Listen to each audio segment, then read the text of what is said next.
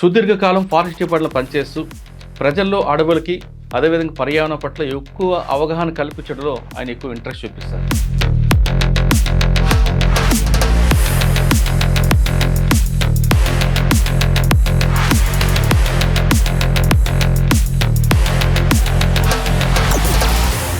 పులులు దాని సరౌండింగ్ అదే రౌండ్ చేసుకుంటారు. అవును, ఆ మార్క్స్ ఎలా పెట్టుకుంటుందండి? ఎప్పటికీ ఆ ఏరియాలో పెరిఫరీలో తిరుగుతూ ఉంటుంది, అంటే పెట్రోలింగ్ చేస్తుంది.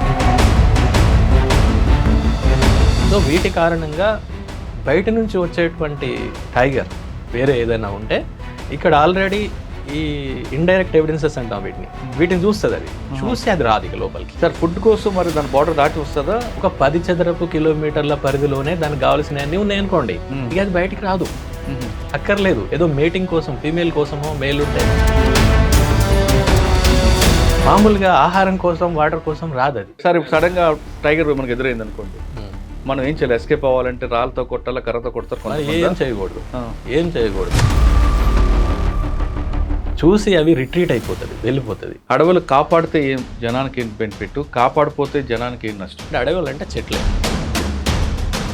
ఆక్సిజన్ మనకు కావాల్సినటువంటి, మనకే కాదు ఏ జీవజాతులకైనా ఆమ్లజని కావాలి కదా.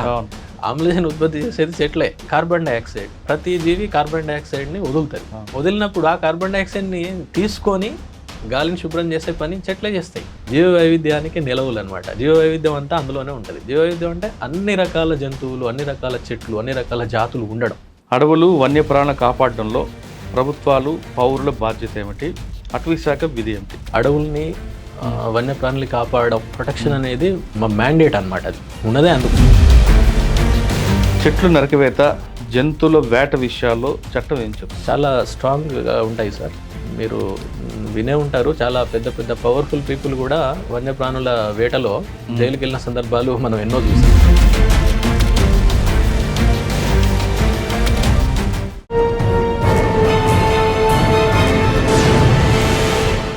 Welcome to crime diaries. Forest డిపార్ట్మెంట్లో పనిచేస్తున్న ఓ మంచి ఆఫీసర్, సుదీర్ఘకాలం ఫారెస్ట్ డిపార్ట్మెంట్లో పనిచేస్తూ ప్రజల్లో అడవులకి అదేవిధంగా పర్యావరణం పట్ల ఎక్కువ అవగాహన కల్పించడంలో ఆయన ఎక్కువ ఇంట్రెస్ట్ చూపిస్తారు. ఆయనే ఈరోజు మన గెస్ట్. పేరు ఎం రామ్మోహన్ గారు, ఫారెస్ట్ రేంజ్ ఆఫీసర్, ప్రస్తుతం అసిస్టెంట్ డైరెక్టర్, దోలపల్లి ఫారెస్ట్ అకాడమీలో పనిచేస్తున్నారు. సాధారణంగా ప్రతి డిపార్ట్మెంట్లో పనిచేస్తున్న ఆఫీసర్ లాగే రామ్మోహన్ గారు ఫారెస్ట్ డిపార్ట్మెంట్ పనిచేస్తున్న అడవులు, పర్యావరణం ఎలాంటి ప్రజలకి మేలు చేస్తాయి, అవి కోల్పోతే ప్రజలు ఏ విధంగా నష్టపోతుంటారు అనే విషయంపై ఎక్కువగా ప్రజల్లో అవగాహన తేడానికి ఎక్కువగా ఆయన కృషి చేస్తుంటారు. ఎక్కువ ఆర్టికల్స్ రాయడంతో పాటు పిల్లలకి ఎక్కువ అవగాహన కల్పించడం, స్కూల్స్కి వెళ్ళి క్లాసులు చెప్పడం లాంటివి ఆయన ఎక్కువ ఇంట్రెస్ట్ చూపిస్తుంటారు. ఆయన అడిగి ప్రస్తుతం దేశంలో ముఖ్యంగా మన తెలంగాణ కానీ ఆంధ్రప్రదేశ్ రాష్ట్రంలో అడవులు అంతరించిపోతున్నాయి, దానికి ప్రధాన కారణం ఏంటి, పర్యావరణం ఎందుకు కోల్పోతుంది, ఎక్కువ వర్షాలు ఎందుకు పడట్లేదు, ప్రజలు అంటే అడవిని కాపాడాల్సింది కేవలం ఫారెస్ట్ డిపార్ట్మెంటేనా, ప్రజలందరి బాధ్యత ఉందా అనే విషయాల్ని సార్ నేను తెలుసుకున్నాను. సార్ నమస్తే అండి. రామ్మోహన్ గారు, సాధారణంగా ప్రతి డిపార్ట్మెంట్లో అందరూ పనిచేస్తుంటారు, వాళ్ళ డ్యూటీ వాళ్ళు చేసుకెళ్తుంటారండి. అంటే వచ్చామో వెళ్ళాము వెళ్తుంటారు. అంటే అందరూ కాకుండా కొంతమంది మీలాంటి వాళ్ళు ఎక్స్క్లూజివ్గా ఉంటారు. మీరు ఆ డిపార్ట్మెంట్ బయటకు వచ్చిన తర్వాత కూడా దాదాపు ఒక 50 సంవత్సరాల వరకు ప్రజలకు అవగాహన కల్పించడానికి మీరు చేస్తున్న కార్యక్రమం మాత్రం హ్యాట్స్ ఆఫ్. Thank you. అంటే ఆ రోజు వర్క్ చేయడం అన్నది కాకుండా నెక్స్ట్ జనరేషన్కి ఏం కావాలి, అవగాహన అనేది ఇంపార్టెంట్. మీరు ఎన్ఫోర్స్మెంట్ చేయడం అనేది గొప్ప విషయం కాదు, వాళ్ళు ఎడ్యుకేట్ చేయడం అనేది మీరు ఎక్కువగా దాన్ని ఒక వెపన్గా తీసుకొని వెళ్తున్నారు. మీరు రాస్తున్న ఆర్టికల్స్ అవ్వచ్చు, మీరు చేస్తున్న కృషి అవ్వచ్చు, నలుగురితో మాట్లాడేప్పుడు కూడా పర్యావరణం గురించి చెప్పడం అనేది దాని హ్యాట్స్ ఆఫ్ అండి. మీరు ఈ డిపార్ట్మెంట్లకి బై ఛాన్సా బై చాయిసా వచ్చారా? ప్రశ్నతో పాటు అడవుల్లో పర్యావరణం, జంతువుల పరిరక్షణ, వీటి మీద ప్రజలకు ఎక్కువగా అవగాహన కల్పించడానికి ఉన్న ముఖ్య ఉద్దేశం. ఈ 2 ప్రశ్నలకు సమాధానం చెప్పే ముందు రామ్మోహన్ గారి కుటుంబ నేపథ్యం, రామ్మోహన్ గారు ఎందుకు ఈ డిపార్ట్మెంట్కి రావాలనుకున్నారు, వచ్చిన తర్వాత దీన్ని ఒక మీ ఇన్బిల్ట్గా చేసుకోవడానికి ప్రధాన కారణం ఏంటి? సార్ నమస్కారం, చాలా మంచి అవకాశం ఇచ్చారు నాకు ఈ విషయాలు చెప్పడానికి. ఎందుకంటే ఇవి చాలా ఇష్టమైన విషయాలు ఒకటి. రెండవది, మీరు పర్యావరణం గురించి మాట్లాడడం అనేది, అంటే ఆ మాట్లాడేవాళ్ళు కూడా చాలా తక్కువ ఈ రోజులలో. మీరు మాట్లాడింది చాలా ఇంప్రెసివ్గా ఉంది, రియల్లీ వండర్ఫుల్. కుటుంబ నేపథ్యం విషయానికి వస్తే, మామూలుగా నేను I belong to Warangal district. I use to work as టీచర్గా పనిచేశాను నేను చాలా కాలం. సుమారు ముందే అడవి పరిచయం. 12-13 ఏళ్ళుగా టీచర్గా పనిచేశాను. అయితే ఇన్సిడెంటల్లీ మా ఊరు కూడా ఫారెస్ట్ విలేజ్ యాక్చువల్లీ. అదే అంటున్నాను, చిన్నప్పటి నుంచి అడవి పరిచయమే ఉంది. ఉంది కానీ నిజానికి ఇందులోకి వచ్చిన తర్వాతనే దీని గురించి తెలిసింది. అంతకుముందు ఫారెస్ట్ విలేజ్ అయినప్పటికీ కూడా నేను ఎప్పుడూ ఫారెస్ట్కి వెళ్ళేవాడిని కాదు. వచ్చా వినేవాళ్ళం టైగర్ గురించి, చెట్ల గురించి, వాటి గురించి చెప్తుంటే నేను వినేవాడిని కానీ ఎప్పుడు వెళ్ళేవాళ్ళం కాదు. ఎక్కడండి? వరంగల్లో పాకాల కొత్తగూడెం మండల్లో, అంటే ఇప్పుడు అది గంగారం అనే మండల్ అయింది. కొమట్లగూడెం అనే ఒక చిన్న విలేజ్ అనమాట. ఆ విలేజ్ మాది ఇప్పటికీ స్టిల్ ఫారెస్ట్ విలేజ్. అది ఫారెస్ట్లోనే మధ్యలో లోపల ఉంటుంది అది అనమాట. అంటే విలేజ్ ఏమి ఉండదులేండి, విలేజ్ చుట్టూ ఫారెస్ట్ ఉంటుంది. సో నిజానికి పర్యావరణం గురించి ఏదో ఎగ్జామినేషన్స్ కంటే పోటీ పరీక్షలు అందరు రాస్తారు కదా, నేను కూడా అలాగే ప్రిపేర్ అవుతున్న సందర్భంలో పర్యావరణం గురించి, అలాగే ఏ జాతులు అంతరించిపోతున్నాయి, అంతరించిపోవడానికి గల కారణాలు ఏంటి, ఎందుకు అంతరించిపోతున్నాయి, మరి వాటి గురించి మనం ఏమైనా చేయవచ్చా, ఇవన్నీ చాలా విశ్లేషణతో ఉన్నటువంటి కొన్ని ఉంటుంటాయి. సో అవి నేను చదవడం కారణంగా కొంచెం వాటి పట్ల ఇంక్లినేషన్ అనేది ఏర్పడింది. నిజానికి అనుకోకుండా బై ఛాన్సే మీరు అన్నట్టు ఎగ్జామ్స్ రాస్తున్నాం రకరకాలుగా, సివిల్ సర్వీస్ అని, గ్రూప్ 1 అని, అవన్నీ రాస్తుంటాం. మధ్యలో ఇది వచ్చింది. సరే ఓకే, టీచర్ మళ్ళీ అది వదిలిపెట్టేసి దీంట్లోకి వచ్చాం. సుమారు 14 సంవత్సరాలు అయిపోయింది. ఫస్ట్ పోస్టింగ్ ఎక్కడండి? ఫస్ట్ పోస్టింగ్ అదే నేను చెప్పబోతున్నాను. అదే ముఖ్యమైనది నాకు. బెజ్జూర్ అని చాలా రిమోట్ ఏరియా. ఇప్పుడు కొంచెం పర్వాలేదు. అది 2012 నుంచి 18 వరకు బెజ్జూర్ అనేటువంటి ప్రాంతంలో పనిచేశాను. ఉమ్మడి ఆదిలాబాద్ జిల్లా, కాగజ్ నగర్కి 50 కిలోమీటర్లు ఉంటుంది. మహారాష్ట్ర గడ్చిరోలి జిల్లాకి బోర్డర్ అనమాట. ప్రాణహిత నది యువతల వైపు బెజ్జూరు, అవతల వైపు మహారాష్ట్ర ఉంటుంది. సో ఆ ప్రాంతంలో పనిచేయడం అనేది టర్నింగ్ పాయింట్ రియల్. ఎందుకంటే అక్కడ విషయాలు నేర్చుకున్నాను నేను చాలా వరకు. ఫారెస్ట్ విలేజ్ అయినప్పటికీ, ఫారెస్ట్ నేపథ్యం అంటే ఉన్నప్పటికీ కూడా నేను ఎప్పుడు ఫారెస్ట్కి వెళ్ళేవాడిని కాదు కాబట్టి నాకు తెలియదు దాని గురించి. ఎప్పుడైతే బెజూర్లో పోస్టింగ్ అయిందో, అది ఏంటంటే ఇద్దరం మాత్రమే అప్పుడు తెలంగాణ నుంచి ఉన్నాము జోన్లో. మా జోన్లో అంటే 4 జిల్లాలకి, పాత జిల్లాలు నేను చెప్పేది, దాంట్లో ఉన్న పోస్ట్ అనమాట అదంతా, జోనల్ వైజ్ పోస్ట్. సో అక్కడ నేను పోస్టింగ్ తీసుకోవడం జరిగింది. అంటే వేశారు ఇక వెళ్ళాం, ఇక తప్పదు కదా, మరి వేసిన తర్వాత చేసేది ఉంది. అంటే అప్పుడు ట్రాన్స్పోర్ట్ కూడా ప్రాబ్లం కదండి, అది చాలా ప్రాబ్లం. అది ఎలా ఉండేదంటే, మీరు సిర్పూర్ కాకినాడకు ఒకటి బస్సు, అక్కడ నుండి ఇంకొకటి ఆటోలు, ఇవన్నీ రకరకాల అన్ని వాహనాలు వాడి ఉంటారు, ఎడ్ల బండి సహా. కాకపోతే ఏంటంటే రేంజ్ ఆఫీసర్ కాబట్టి జీప్ ఉంటుంది మనకి తప్పనిసరి. ఇప్పుడు కాగజ్నగర్ వరకు ట్రైన్ వెళ్ళి, అంటే ఢిల్లీ రూట్ అనమాట అది కాగజ్నగర్, అక్కడ నుంచి బెజ్జూర్కి వెళ్ళిపోతాం. 50 నుంచి 55 కిలోమీటర్లు ఉంటుంది అది. అంటే 2-3 రూట్లు ఉంటాయి దానికి. అక్కడ వెళ్ళడం అనేటువంటిది, నిజంగా అక్కడ నేర్చుకోవడం అనేటువంటిది, అదే అల్టిమేట్. యాక్చువల్లీ అదే మన ఫౌండేషన్ అనమాట. అంటే నేను అలా అనుకుంటాను. ఎందుకంటే ఒక 2-3 విషయాలు చెప్తాను నేను. ప్రధానంగా అడవులు నాశనం కావడం, పోడు వ్యవసాయం, లేకపోతే ఇంకా అంటే జనాల యొక్క అవసరాల మేరకు అడవిని పూర్తిగా డిస్ట్రాయ్ చేసేసి, నరికేసి పోడు చేసుకోవడం ఒకటి, అడవులు పోవడానికి. రెండవది జంతువుల వేట. విపరీతమైన జంతువులు ఉంటాయి రకరకాలుగా, దుప్పులు, జింకలు, ఈవెన్ ఇప్పుడు టైగర్లకు కూడా రాష్ట్రంలో ఒక అమరాబాద్ నల్లమల్ల ఫారెస్ట్తో పాటు అత్యధికంగా టైగర్లు ఉన్నటువంటి ప్రాంతం కాగజ్నగర్. పక్కన తడోబా కూడా ఉంది కదా. తడోబా ఉండడం దీనికి ప్లస్ పాయింట్. తడోబాలో ఏమైందంటే, తడోబాలో ఉన్నటువంటి ప్రాక్టీసెస్, వన్యప్రాణి మేనేజ్మెంట్ ప్రాక్టీసెస్ చాలా అద్భుతంగా ఉంటాయి. అది అందరూ ఒప్పుకోవాల్సినటువంటి విషయం. దాని కారణంగా అక్కడ పుల్ల సంఖ్య బాగా పెరిగిపోయింది. పుల్లు అనేటువంటివి ఏంటంటే టెరిటోరియల్ యానిమల్ అనమాట. అది అంటే దానికి ఒక 10 చదరపు కిలోమీటర్లు, 20 చదరపు కిలోమీటర్లు, 50 చదరపు కిలోమీటర్ల ఏరియాలో అది ఒకటే టైగర్ ఉంటుంది. అది దాని సామ్రాజ్యం. అయితే ఈ టైగర్ల సంఖ్య పెరిగిపోవడం వలన, సార్ చిన్న టాపిక్, మీరు పులులు అన్న విషయం తీసుకొచ్చారు. పులులు దాని సరౌండింగ్ అదే రౌండ్ చేసుకుంటుంది. అవును. ఆ మార్క్స్ ఎలా పెట్టుకుంటుందండి? విషయం ఏం చేస్తుందంటే, ఆ ఏరియాని అది ఎప్పుడు కూడా కాపాడుకుంటూ ఉంటుంది. ఓకే, అది ఎట్లా కాపాడుకుంటుంది అంటే, ఎప్పటికీ ఆ ఏరియాలో, ఆ పరిఫరీలో తిరుగుతూ ఉంటుంది. అంటే పెట్రోలింగ్ చేస్తుంది. మనం పెట్రోలింగ్ అంటాం కదా, అది కూడా పెట్రోలింగ్ చేస్తుంది. చేసుకుంటూ చెట్ల మీద, అలాగే భూమి మీద తన కాళ్ళతోటి రెక్కిద్ది అనమాట. గీతలు వాటర్ పెట్టుకుంటుంది. గీతలు పెట్టుకుంటుంది. అలాగే యూరినేషన్ చేస్తుంది. ఓకే, లేకపోతే ఫీకల్ మ్యాటర్, మలం విసర్జిస్తుంది. సో వీటి కారణంగా బయట నుంచి వచ్చేటువంటి టైగర్ వేరే ఏదైనా ఉంటే ఇక్కడ ఆల్రెడీ ఈ ఇండైరెక్ట్ ఎవిడెన్సెస్ అంటాం వీటిని చూస్తుంది, అది చూసి అది రాదు ఇక లోపలికి. ఫెన్సింగ్ ఉందరా రాదు. ఎస్, ఒకవేళ వచ్చిందే అనుకోండి, కొన్నిసార్లు వచ్చే సందర్భం కూడా ఉంటుంది. ఎప్పుడంటే మేల్ అయితే ఫీమేల్ని అట్రాక్ట్ చేయడం కోసం, ఫీమేల్ అయితే మేల్ని అట్రాక్ట్ చేయడం కోసం, అది అవసరం. అంటే పిల్లలు ప్రోజనీ కావాలి కదా నెక్స్ట్ తరానికి. ఇంకొకటి ఏంటంటే ఇంకోసారి కూడా రావచ్చు, ఇంకో మేల్ కూడా రావచ్చు. ఎప్పుడు దీనికంటే అది బలమైంది అన్నప్పుడు, లేకపోతే దానికి తప్పనిసరి పరిస్థితి ఇక లేదు, మరి ఇంకెక్కడ స్థలం లేదు, తప్పనిసరి ఏదో ఒక దాన్ని ఎంకరేజ్ చేయాల్సిందే. అప్పుడు వచ్చినప్పుడు ఏమైందంటే దాని వాటి మధ్యలో ఫైటింగ్ జరుగుతుంది. జరిగి ఏది బలమైందో అది ఉంటుంది, ఆల్రెడీ ఉన్నదే బలంగా ఉందనుకోండి అది మిగిలిపోతుంది, లేనిది వెళ్ళిపోతుంది అంతే. అది ఏదైతే ఓడిపోతుందో that will leave the territory. అలా జరుగుతుంది అన్నమాట. ఆ విధంగా అవి ఎవిడెన్సెస్ని వదులుతాయి. సార్ ఫుడ్ కోసం మరి దాని బార్డర్ దాటి వస్తుందా?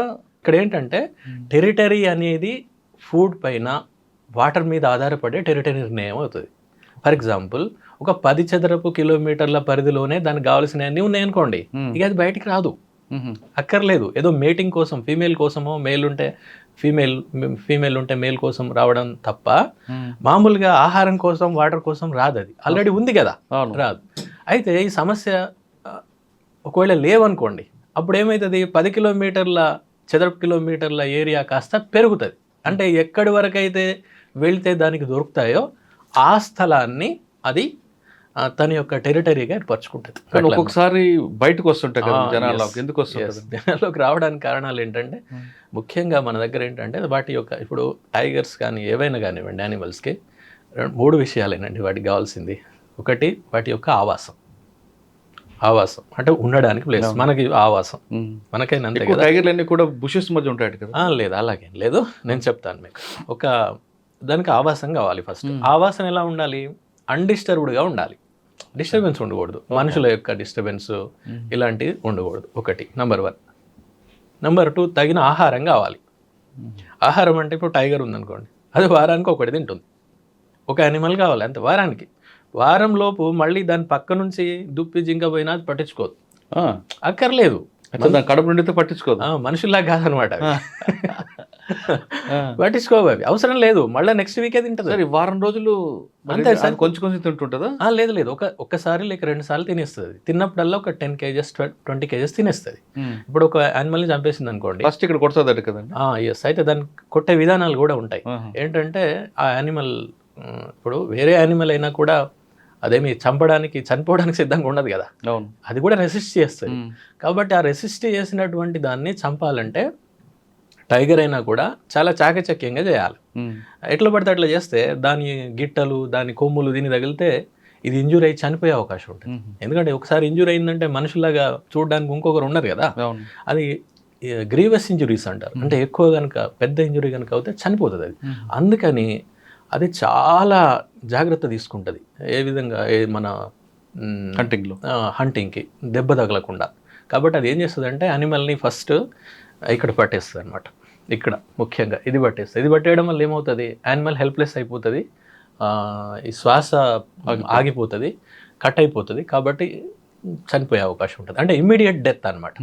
చిన్నగా చనిపోవడం కాదు. చిన్నగా చనిపోవాలంటే టైం ఎక్కువ తీసుకుంది అనుకోండి, అది రెసిస్ట్ చేయడం వల్ల దాని కొమ్ములో గీటలో ఏదైనా తగులుతాయి, దీనికి తగిలిందంటే ఇది ఇంజూర్ అవుతుంది. లేకపోతే వెనక ఈ భాగం, ఎందుకంటే ఇక్కడ చాలా ప్రధానమైనటువంటి నరాలు ఉంటాయి కదా, అంటే దమనులు, సిరలు, వాటిని కొరికేస్తుంది అది. అట్లా వీటిని కొరికేయడం ద్వారా దాన్ని ఇమ్మీడియట్ డెత్కి కారణమవుతుంది అది. అప్పుడు దాన్ని పక్కకు జరిపేసి కొంచెం బుష్ల కన్నా ఏదైనా పక్కకి తీసుకెళ్ళి, అంటే కొంచెం ప్రధానంగా దారి మీదనో ఎక్కడ జరిగింది అనుకోండి, కొంచెం పక్కకి తీసుకెళ్ళి తినేస్తుంది. తినడం సార్ ఇప్పుడు ఇక్కడ ఫస్ట్ ఇక్కడ నుంచి తింటుందా? లేదు, అది ఓపెన్ చేయడం వెనక నుంచి ఓపెన్ చేసి తింటుంది. వెనక భాగం, ఇక్కడ థైస్ భాగం ఉంది కదా, బ్యాక్, ఆ బ్యాక్ దగ్గర ఓపెన్ చేస్తుంది. అంటే టైగర్ యొక్క ప్రధాన లక్షణం అన్నట్టు అది. అలా తిన్నది అని అంటే అది టైగర్. ఎందుకంటే అక్కడే ఆ పార్ట్ నుంచి అంటే అదేంటంటే మోస్ట్లీ ఇప్పుడు మాంసం తింటదండి అంతే. అక్కడ నుంచి స్టార్ట్ చేస్తుంది, మాంసం తింటది, ఇక్కడ ఓపెన్ చేస్తుంది అన్నట్టు అది. ఇప్పుడు పొట్ట ఇదంతా మాంసం ఉండదు కదా, అవన్నీ ఏంటి, పొట్ట పేగులు అవన్నీ, అవి తినదు అది. అదే లెపర్డ్ లాంటివి అంటే ఎట్లా పడితే అట్లే తింటాయి అవి, వాటి ఆహారపు అలవాట్లు వేరే రకంగా ఉంటాయి. కానీ టైగర్ విషయంలో అట్లా కాదు, మాంసమే తింటది అది. ఈ ఇంటెస్టైన్స్ వీటిని తినదు, వదిలేస్తుంది కూడా, వదిలేస్తుంది, తినదు అవి. ఇది మీరు అన్నారు కదా, నేను కరెక్ట్ చెప్తాను. ఎలా అంటే ఇప్పుడు ఒక టైగర్ దాన్ని తినేసింది అనుకోండి, తినేస్తే ఏం తింటుంది, జస్ట్ మాంసం వరకు తినేస్తుంది. మాంసమే అంతే, మిగిలినవి తినదు, తినేస్తుంది వెళ్ళిపోతుంది. ఆ ఒక రోజు ఈ రోజు తిన్నది, ఫర్ ఎగ్జాంపుల్ ఒక క్యాటిల్ను లేకపోతే ఒక పెద్ద నీలుగాయ అనుకోండి, మనుబోతు అంటే దాదాపు అది 100-150 కేజీల వరకు ఈజీగా ఉంటుంది, చాలా పెద్దగా ఉంటుంది. అందులో ఒక 20 కేజెస్ వరకు తినేస్తుంది అది ఒకే రోజు, ఒకసారి ఎట్ ఏ టైం తినేస్తుంది, కూర్చుంటే తినేస్తుంది. తెల్లారి మళ్ళీ వస్తుంది second time or third time, then it will come and it will eat the remaining meat part క్లియర్గా అంటున్నా నేను, తినేస్తుంది వెళ్ళిపోతుంది. మొత్తం అయిపోదు కదా, ఇంకా ఎముకలు ఉంటాయి, ఇంకా కొంచెం అక్కడక్కడ మిగిలిన మాంసం ఉంటుంది, ఇంటెస్టైన్స్ ఉంటాయి, అన్నీ ఉంటాయి. నెక్స్ట్ చిన్న కార్నివోర్స్ ఉంటాయి కదా, కుక్కలు, అడవి కుక్కలు, లేకపోతే తోడేలు, లేకపోతే పెద్ద నక్క, ఇలాంటివన్నీ వచ్చేసి మిగిలిన పార్ట్ తినేస్తాయి. అంతకంటే ముందు లేపాడు ఉందనుకోండి, ఆ ప్రాంతంలో లేపాడు వచ్చేసి ఆ ఇంటెస్టైన్స్ అట్లాంటివి తినేస్తాయి. లేపాడు అంటే చిరుతపులి, అవును, చీతా వేరు చిరుతపులి వేరు. చీతా ఇప్పుడు ఈ మధ్యలో రీఇంట్రొడ్యూస్ చేశారు, అది కాదు, చిరుతపులి, చిరుతగండు అంటారు మామూలుగా, అది తినేస్తుంది. అంటే అది కూడా హంట్ చేసి తింటుంది. నెక్స్ట్ ఇంకా మిగిలిపోయినాయి ఎముకలు ఉంటాయి, ఎముకల్ని తినడానికి కూడా ఇంకో యానిమల్ ఉంటుంది. ఓకే, హైనా అంటాం మనం, హైనా అనే పేరు మీరు ఏగోలం అంటారు దాన్ని, ఏగోలం ఇక రకరకాల పేరు, కోండ్రీస్ అని కూడా అంటారు. ఓకే, ఇప్పుడు మీరు లయన్ కింగ్ అనే సినిమాలో అందులో విలన్స్గా ఉంటాయి అవి, హాలీవుడ్ సినిమా ఉంది చాలా ఉంటాయి, అది ఎముకల్ని తింటుంది. దాని యొక్క డైటే ఎముకలు, అందుకనే దాని యొక్క జాస్ చాలా గట్టిగా, చాలా వెరీ స్ట్రాంగ్గా పెద్దగా ఉంటాయి. ఎందుకంటే ఎముకల్ని నమలడానికి. అంటే చూడండి, ఇకోసిస్టంలో, ఆవరణ వ్యవస్థలో ఒక యానిమల్ని చంపితే టైగర్ నుంచి హైనా వరకు ఇన్ని తింటాయి అన్నమాట. సార్, హైనాతో ఆగకుండా రాబందులు కూడా తింటాయట కదా. మీరు బాగా అడిగారు. అసలు నేను మొదలు పెట్టాల్సింది దాంతోటే, ఎందుకంటే రాబందుల మీద పనిచేశాను నేను. 4 నుంచి 5 ఏళ్ల పాటు రాబందుల మీద పనిచేశాను, రాబందుల యొక్క సంరక్షణ చర్యలు అన్నమాట. అయితే బెజూర్ అనేది ఎందుకు అంత ఇంపార్టెంట్ అంటే అక్కడ రాబందులు కూడా ఉన్నాయి. రాబందులు అనేవి ఆంధ్రప్రదేశ్ అండ్ తెలంగాణ రెండింటిలో కూడా అంతరించిపోయినాయి ఎప్పుడో. 2005-6 ప్రాంతంలోనే అప్పటి బయోడైవర్సిటీ బోర్డు ప్రకటించింది, ఇక్కడ రాబందులు లేవు, ఒకవేళ ఉంటే ఎవరైనా చెప్పండి, మీకు బహుమతి ఇస్తామని కూడా ప్రచురించింది. నేను అప్పుడు చదివాను కానీ దాని గురించి నాకు అంత తెలియదు, ఎందుకంటే ముందు ఇది నేను సర్వీస్లో రాకముందు. కానీ తర్వాత వెళ్ళిన తర్వాత, బెజూర్ పోయిన తర్వాత, ఇట్లా పెద్ద పెద్ద పక్షులు ఉన్నాయి ఇక్కడ అని మాట్లాడుకోవడంగా నేను విన్నాను. మా స్టాఫ్ మాట్లాడుకోవడం, బయట వాళ్ళు మాట్లాడుకోవడం విన్నాం. రాబందులు అంటే చాలా ఇంపార్టెంట్, ఎందుకంటే రాబందులు అనేవి స్కావెంజింగ్ యానిమల్స్ అనమాట. అవన్నీ స్కావెంజర్స్ అంటారు వాటిని. స్కావెంజర్ అంటే మనం మామూలుగా పారిశుద్ధ్యం పని చేసేటువంటి వాళ్ళందరినీ స్కావెంజర్స్ అంటారు కదా. ప్రకృతిలో కూడా స్కావెంజర్స్ ఉంటాయి. ఇప్పుడు నేను ఇందాక చెప్పిన హైనా అనేది కూడా స్కావెంజర్. అది అంటే ఏవైతే మిగిలిపోతాయో, ఏవైతే డిస్కార్డెడ్ మెటీరియల్ ఉంటుందో వాటిని తినేస్తాయి అన్నట్టు. అందుకని మనం కూడా ఏది పడుతుంది చెత్త చెదారం అంత పడేస్తే చేసేవాళ్ళు వాళ్ళు స్కావెంజర్స్. అది చాలా ఇంపార్టెంట్ పని, మనం దానికి విలువనివ్వం ఇప్పుడు. అది అన్నిటికంటే తక్కువగా మనం చూసేది ఇలా కొంతమంది ఉన్నారు కదా, అందులో వీళ్ళు కూడా. కానీ వాళ్ళు చేసేటువంటి పని అన్నిటికంటే గొప్పది. సార్, రాబందులు కనబడితే అదొక అపశకనం అని, రాబందులాగా వచ్చేవరా పీకు తింటావరా అంటుంటారు కదా. అది ఎలా వచ్చిందో నాకు కూడా తెలియదు. దీని మీద నేను ఆర్టికల్స్ కూడా రాశాను. తప్పు అలా అనుకోవడం. పీక్కు తింటారంటే మనుషులు పీక్కు తింటారు కానీ రాబందులు పీక్కు తినవు. అంటే రాబందులు ఒక పులి చంపిన దీన్ని రాబందుల వరకు వస్తాయి. Yes sir. అయితే దానివల్ల అడవి కూడా ఎస్ సార్. అయితే ఏంటంటే ఇదివరకు ఏం జరిగేదంటే ఎక్కడైనా కూడా రాబందులు, మీరు కూడా చిన్నప్పుడు చూస్తుంటారు, నేనైతే చాలా చూశాను మా చిన్నప్పుడు. పశువులు కనుక చనిపోతే ఆ ఊరవతలు పడేసేవాళ్ళు ఎప్పుడు కూడా. ఇది చాలా కామన్ సీన్ అది మా చిన్నప్పుడు. 80లలో కూడా నేను చాలా చూసాను, 80లు 90లలో. అది వచ్చేసేటి అవి జస్ట్ విదిన్ మినిట్స్, మనం పడేసిన నిమిషాల్లో వచ్చేస్తాయి. అవి వచ్చేసే నిమిషాల్లోనే తినేస్తాయి, మొత్తం తినేసి వెళ్ళిపోతాయి పశువులు. అలాగే అడవుల్లో వాటి పాత్ర ఏంటంటే, అడవుల్లో కూడా కొన్ని చనిపోతాయి కదండి ఆటోమేటిక్గా. అన్ని యానిమల్స్ టైగర్లే లెపర్డ్సే చంపడం, కొన్ని ఎలాగో చనిపోతాయి. ఆ చనిపోయినటువంటి వాటిని తినేది ఓకే మిగిలిన యానిమల్స్తో పాటు రాబందులు కూడా. రాబందులు ఏం చేస్తాయి, చిట్ట చివరి మీట్ మార్సెల్ చిన్న పీస్ని కూడా లేకుండా తినేస్తాయి. తినేసి జస్ట్ మనకి ఎముకల కూడా ఉంటుంది అక్కడ, అంత ఇంకేం ఉండదు, అంత తినేసి వెళ్ళిపోతాయి. అవి ఎలా అంటే కుళ్ళిపోయినటువంటి దాన్ని కూడా తినేసి జీర్ణం చేసుకునే శక్తి వాటికి ఉంటుంది అనమాట. ఓ అంత పవర్ఫుల్ అవి. ఈవెన్ రీసెర్చ్లో తేలింది ఆంథ్రాక్స్ అంటే అందరికీ ఏముంది, అది వచ్చిందంటే కథమే, పోవడమే, ఇంకేం లేదు. ఆంథ్రాక్స్ ఉన్నటువంటి మీట్ని కూడా తిన్న వాటికి ఏం కాదు, చేసుకుంటాం. ఎస్ అంత పవర్ఫుల్ అనమాట అవి. ఓకే, ఒకసారి మనం వెనక్కి వెళ్దాం సార్. పుల్లి అన్నారు, ఒక వేట చేస్తుంది, కొంత తింటుంది, దానికి తిన్న వెంటనే వాటర్ కావాలంటే ఏం చేస్తుంది? వాటర్ అంటే అలా ఏం లేదు, వాటర్ వాటికి ఎక్కువ ఏం వాటర్ తాగవు అవి, తక్కువగానే. ఒకవేళ ఈరోజు వేటాడింది, కొంచెం మీట్ తిండి వెళ్ళిపోయింది, మళ్ళీ వచ్చేసరికి ఈలోగా మిగతావన్నీ జంతువులు తిన్నాయి అనుకోండి, ఏం లేదు, వదిలిపెట్టేసి వదిలేస్తుందా? మళ్ళీ అది ఒక ఎంగిల్ చేసి తింటుందా? తింటాయి, అట్లేం లేదు. కాదు, పులి ఒక అటాక్ చేసింది, మీట్ పెట్టుకుంది, కొంచెం తిన్నది, మళ్ళీ ఒక్కోసారి వస్తుంది, అప్పుడు ఆల్రెడీ వేరే నక్కలు మీరు అన్నట్లు హైనాలు తిన్నాం అనుకోండి, అంటే మాంసం కనుక ఉంటే తినొచ్చు, అట్లేం లేదు. నేను ఇందాక మీకు చెప్పడంలో 3 విషయాలు ప్రధానమైన అన్నాను కదా. ఒకటి ఆవాసం, రెండోది ఆహారం, మూడోది నీళ్లు. ఈ 3 ఉంటే సరిపోతుంది అంతే, వాటికి ఇంకేం అవసరం లేదు. అన్డిస్టర్బ్డ్ హ్యాబిటాట్, డిస్టర్బెన్స్ లేనటువంటి ఆవాసం, మనుషులు ముఖ్యంగా. రెండవది ఆహారం, అంటే వాటికి సరిపడా జింకలు దుప్పులు ఏ ఉన్నాయో అవి. మూడవది నీరు. ఈ 3 ఉంటే సరిపోతుంది. ఈ అటవీ శాఖ చేసే పని ఇదే అనమాట. అటు మనుషులు చూస్తే ఎందుకంటే దానికి ఇరిటేషన్ అంటే ఇప్పుడు సేమ్ మన వైపు నుంచి ఆలోచిస్తే కూడా అంతే కదా. మనం టైగర్ తోటి ఉండలేం కదా. టైగర్ని మనం ఉంచుకోగలుగుతామా? ఉండం కదా. అంటే వీ డోంట్ యాక్సెప్ట్ ఇట్. కానీ అది కూడా అంతే. అంటే దాని వైపు నుండి చూసినప్పుడు అంటే ఒక స్పీషీస్ వేరే కదండి, జాతి వేరే కదా. నన్ను చంపడానికి వచ్చారని అది భావన అంతే, తప్పకుండా భయమే, ఎవరికైనా భయమే. అంటే ఒక జాతి ఇంకో జాతిని చూసినప్పుడు ఆటోమేటిక్గా ఉంటుంది. మళ్ళీ అది కాకుండా ఇవేంటంటే వన్యప్రాణులకు జనరల్గా ఉండేటువంటి టెండెన్సీ ఏంటంటే అవి షై యానిమల్స్ ఉంటుందన్నమాట సహజంగానే. అంటే సహజాతం, అది ఇన్స్టింక్ట్. అది సాధారణంగా ఏదో మనం కొన్ని ఇది ఈకో టూరిజం ప్రాంతాలు అలవాటు పడిపోయినవి ఉంటాయి. అలవాటు పడిపోయిన వీళ్ళు మొత్తం జనాలు అంతా జిప్సీలలో పోయి ఫోటోలు తీయడం చూస్తుంటే టైగర్ అక్కడే ఉంటుంది, పోదు. అది అలవాటు పడిపోయి ఉంటాయి. అంటే దానిపైన హ్యూమన్ ఇంప్రింట్ ఉంటుంది అనమాట. అవి తప్ప సహజంగా అడవిలో ఉండేటువంటివి మాత్రం ఎప్పుడు కూడా మనల్ని చూడడం కాదు, వాటి సెన్సెస్ చాలా స్ట్రాంగ్గా ఉంటాయి.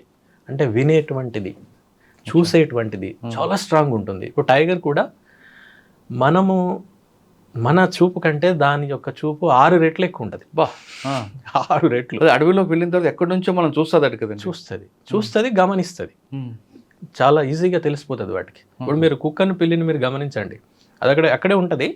దాని చెవిని ఇట్లా తిప్పుతూ ఉంటుంది, చూసారా మీరు? రాడార్ లాగా అలా ఉంటుంది అది. అంటే they get lot of information by listening very carefully and their senses are very strong అట్లా అనమాట. అందుకని చాలాసార్లు మనకు కనబడదు టైగర్, మనం చూడడానికి వెళ్తాం, కానీ అది మనల్ని చూసి సాధారణంగా అవి పలాయనం వెళ్ళిపోతాయి. ఎందుకంటే ఫారెస్ట్ డిపార్ట్మెంట్ పనిచేస్తున్న వాళ్ళకి టైగర్ చూడాలని కోరుకుంటుందట. చూస్తేనే వాళ్ళకి ఆ డిపార్ట్మెంట్లో పని చేస్తామని ఒక తృప్తి ఉంటుంది అంటుంటారు. వాస్తవం అంటారా? కానీ అట్లా అనుకోవద్దు ఇప్పుడు కూడా, ఎందుకంటే అది మనల్ని చూడాలని ఇప్పుడు అనుకోదు. నిజంగా ట్రూ ఆఫీసర్ ఎవరు కూడా అట్లా అనుకోరు. కాకపోతే మానవ సహజం జీల్ ఉంటుంది కదా, చూడాలి అనేటువంటిది. మనం వాటి గురించి పనిచేస్తాం, అంతేగాని వాటిని చూడడం కోసం వెళ్ళడం అనేది కూడా కరెక్ట్. సడన్గా టైగర్ మనకు ఎదురైంది అనుకోండి, మనం ఏం చేయాలి? ఎస్కేప్ అవ్వాలంటే రాళ్ళతో కొట్టాలా, కర్రతో కొడతారు? ఏం చేయకూడదు. అవి ఎప్పుడు కూడా మన మీదకి రావు. ఓకే, ఇందాక మనం చెప్పుకున్నట్టుగా వాటి యొక్క భయం వాటికి ఉంటుంది. చూసి అవి రిట్రీట్ అయిపోతుంది, వెళ్ళిపోతుంది. ఓకే, అప్పుడప్పుడు ఈ జరిగేటువంటివి ఎలా జరుగుతుంటే సడన్ కాన్ఫ్రంటేషన్ అనమాట. అంటే టక్న ఇప్పుడు ఆ మూల నుంచి అది వస్తుంది, ఈ మూల నుంచి మనం వెళ్తాం, కొన్ని అడుగుల తేడానే ఉంటుంది. ఉండేసరికి ఏం చేయాలో పాల్పోక మీద పడతాయి అన్నమాట. అలాంటి సందర్భాలే ఎక్కువ. ఎందుకంటే అసలు ప్రధానంగా ఒక విషయం ఆలోచించాలి, వాటి యొక్క ఆహారము అంగిలేట్స్ అంటాం, అంటే దుప్పులు, జింకలు, గిట్టలు ఉన్నటువంటి జంతువులు, వాటి ఆహారం అది వాటి యొక్క మెయిన్. మనిషి కాదు. మనిషి ఆహారం అయితే మనుషులు మిగిలేవాళ్ళ? మిగిలేవాళ్ళు కాదు కదా. కాదు, వాటిని తింటుంది అది. ఇలా మరణాలు లేకపోతే ఇంజురీస్ జరగడానికి కారణం ఏంటంటే సడన్ కాన్ఫ్రంటేషన్. లేకపోతే కొన్ని యానిమల్స్ అండి చాలా తక్కువ, అది కొన్ని ఏం చేయలేనటువంటి స్థితిలో, అంటే గిట్టలు ఉన్నటువంటి జంతువులు, దుప్పుల్ని కూడా అవి పట్టలేని స్థితికి చేరిపోతాయి కొన్నిసార్లు, డిసీజ్ కారణంగా, ఓల్డ్ ఏజ్ కారణంగా. అవి కొన్నిసార్లు ఇట్లా మ్యాన్-ఈటర్గా మారుతాయి. అట్లాంటి వాటిని మ్యాన్-ఈటర్ అంటారు. కానీ అట్లాంటివి రేర్. అది ఒకవేళ అలాంటివి ఉంటే మనం వన్యప్రాణి చట్టం 1972 ప్రకారం చీఫ్ వైల్డ్ వార్డెన్ అని ఉంటారు. అంటే ఇక్కడ ఉన్న వన్యప్రాణుల మొత్తానికి ఫారెస్ట్ డిపార్ట్మెంట్లో his the boss. He will give orders to shoot it. అచ్చా.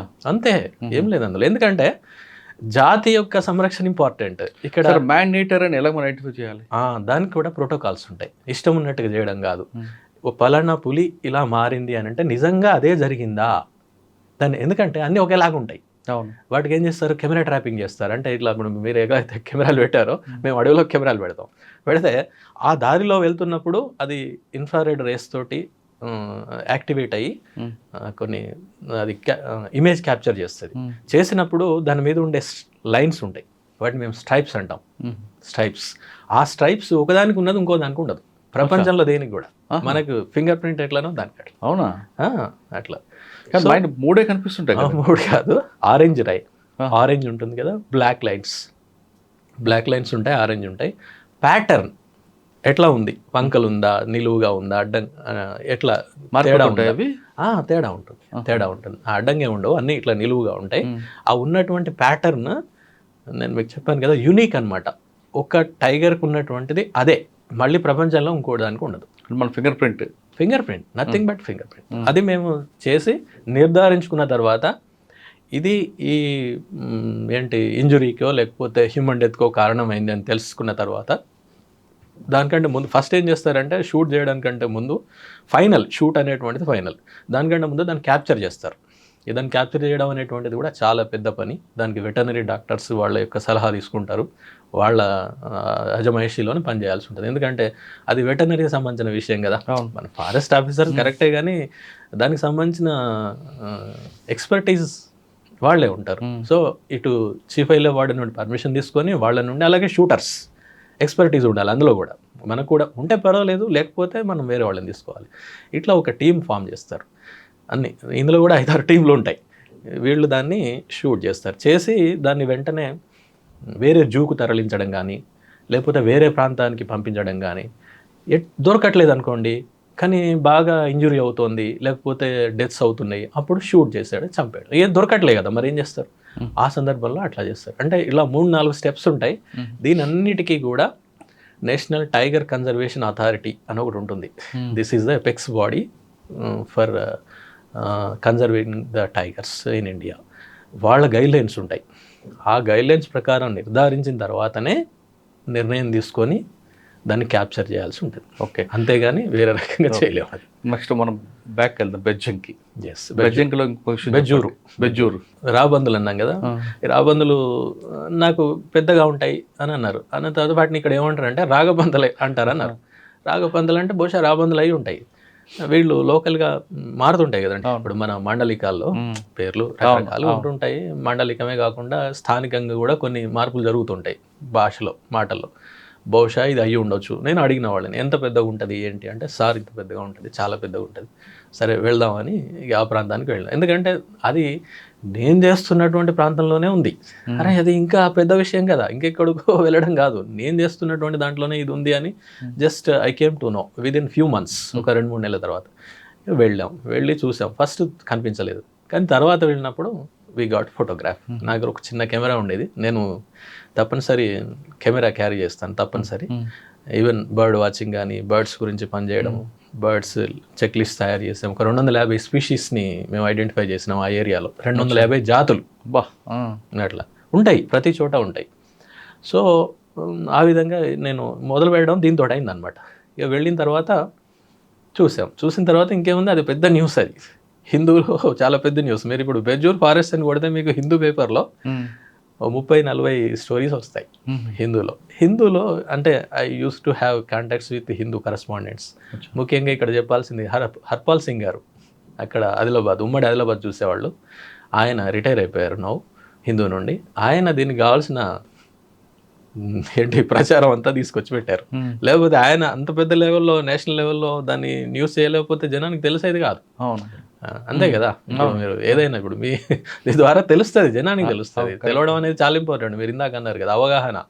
ఇది చాలా అంటే చాలా ఇంపార్టెంట్. అక్కడనే చాలా వరకు ఆగిపోతాయి నేరాలు, అక్కడే ఆగిపోతాయి. ఏవైనా కూడా తెలిసిన తర్వాత హాని చేయరు చాలా వరకు, తెలియకనే చాలా వరకు జరుగుతుంటాయి. తెలిసి కూడా చేశారంటే ఇక అప్పుడు చట్టం తన పంచాంతి చేసుకోవాలి, అంతే. ఇక అది ఉంటుంది. అయితే అక్కడ ఇది తెలిసిన తర్వాత నేను హర్పాల్ సింగ్ గారు కూడా చెప్పాను. లోకల్గా ఉన్నటువంటి వాళ్ళకి చెప్పేస్తే అది చాలా పెద్ద న్యూస్. ఆ తర్వాత మా డిపార్ట్మెంట్ నుంచి కూడా మేము మంచి పై అధికారులు, సీనియర్ ఆఫీసర్స్ వాళ్ళందరి సహకారంతో సంరక్షణ కార్యక్రమాలు, వాటి యొక్క సంఖ్యను పెంచడం ఎట్లా అనే దాని మీద చేసాం. ఈవెన్ దాని గురించి స్టడీ చేసాం బాగా. దేశంలో అంటే అది ముఖ్యంగా వాటి సంఖ్య ఏమైందంటే 97 నుంచి 99% వాటి యొక్క సంఖ్య జనాభాలు తగ్గిపోయాయి ప్రపంచవ్యాప్తంగా, ముఖ్యంగా మన ఇండియన్ సబ్ కాంటినెంట్లో. ఎందుకు అంటే డైక్లోఫినాక్ అనే మందు ఉంటుంది, అది పశువులకు వేసేవాళ్ళు. ఆ పశువులకు వేయడం అనేది 80లలో ఎక్కువైపోయింది. అంతకుముందు అంత వేసేవాళ్ళు కాదు జనాలు. ఇది వేసినప్పుడు ఏమైందంటే, అయితే ఇప్పుడు అన్ని డైక్లోఫినాక్ ఎందుకు వేస్తాం, అదొక పెయిన్ కిల్లర్. దానికి జబ్బు చేసినప్పుడు, జ్వరం వచ్చినప్పుడు క్యాటిల్కి వేస్తారు, పశువులకు. అన్ని క్యాటిల్ రికవర్ కాదు కదా, కొన్ని చనిపోతాయి, సహజం కదా. మనుషులైనా అంతే కదా, అందరినీ హాస్పిటల్ తీసిన వాళ్ళు అందరూ పోరు కదా, బయటికి రారు కదా, కొంతమంది చనిపోతారు, న్యాచురల్ అది. అయితే చనిపోవడం వల్ల ఆ మందు ఏదైతే ఉందో దాని యొక్క శరీరంలో అలాగే ఉండిపోతుంది. వాటిని రాబందులు తిన్నప్పుడు ఈ డైక్లోఫినాక్ కూడా వాటిలోకి వెళ్ళిపోయి వాటి యొక్క విసర్జక వ్యవస్థను దెబ్బతీస్తాయి. అట్లా మొత్తం రాబందులన్నీ కూడా అది తిన్న వారం రోజులనే చనిపోవడం స్టార్ట్ అయిపోయింది. కాదు సార్, అంతరాక్స్ లాంటి దాన్ని అరిగించుకుందా దీనికి లేదా? చాలా నిజం, అది వాస్తవం. అయితే ఇది అసలు ఇది కారణం అనే సంగతి కూడా చాలా కాలం తెలియలేదు దేశంలో. దీనికి చాలా పెద్ద పెద్ద సంస్థలు, మీరు పేర్లు వినుంటారు, BNHS అని, బాంబే న్యాచురల్ హిస్టరీ సొసైటీ, అట్లనే royal society of for protection of birds అని ఒకటి ఉంది, ఇంటర్నేషనల్ సంస్థ బర్డ్స్ మీద, అలాగే పెరిగ్రీన్ ఫౌండేషన్ అని ఫ్రెంచ్ వాళ్ళది. వీళ్ళందరూ సంయుక్తంగా అసలు రాబందుల సంఖ్య ఇంత తగ్గిపోవడానికి కారణం ఏంటి ఇండియన్ సబ్ కాంటినెంట్లో అంటే పాకిస్తాన్, బంగ్లాదేశ్ మన దగ్గర విపరీతంగా చనిపోయినాయి అన్నట్టు. మిలియన్స్లో ఉండేటువంటి కాస్త వేలకు వచ్చేసినాయి. దాని మీద బాగా రీసెర్చ్ చేసి కనుక్కున్నారు డైక్లోఫినాక్ అనేది. అయితే ఈ డైక్లోఫినాక్ని 2006లోనే గవర్నమెంట్ ఆఫ్ ఇండియా బ్యాన్ చేసింది, బ్యాన్ చేసేసింది. ఏంటది అంటే పశువులకు ఇచ్చేదాన్ని బ్యాన్ చేశారు, కానీ మనుషులకు ఇచ్చేది ఉంది. వీళ్ళు మనుషులకు ఇచ్చేదాన్ని తీసుకెళ్ళి కూడా దాన్ని యూజ్ చేయడం మొదలుపెట్టారు. అట్లా.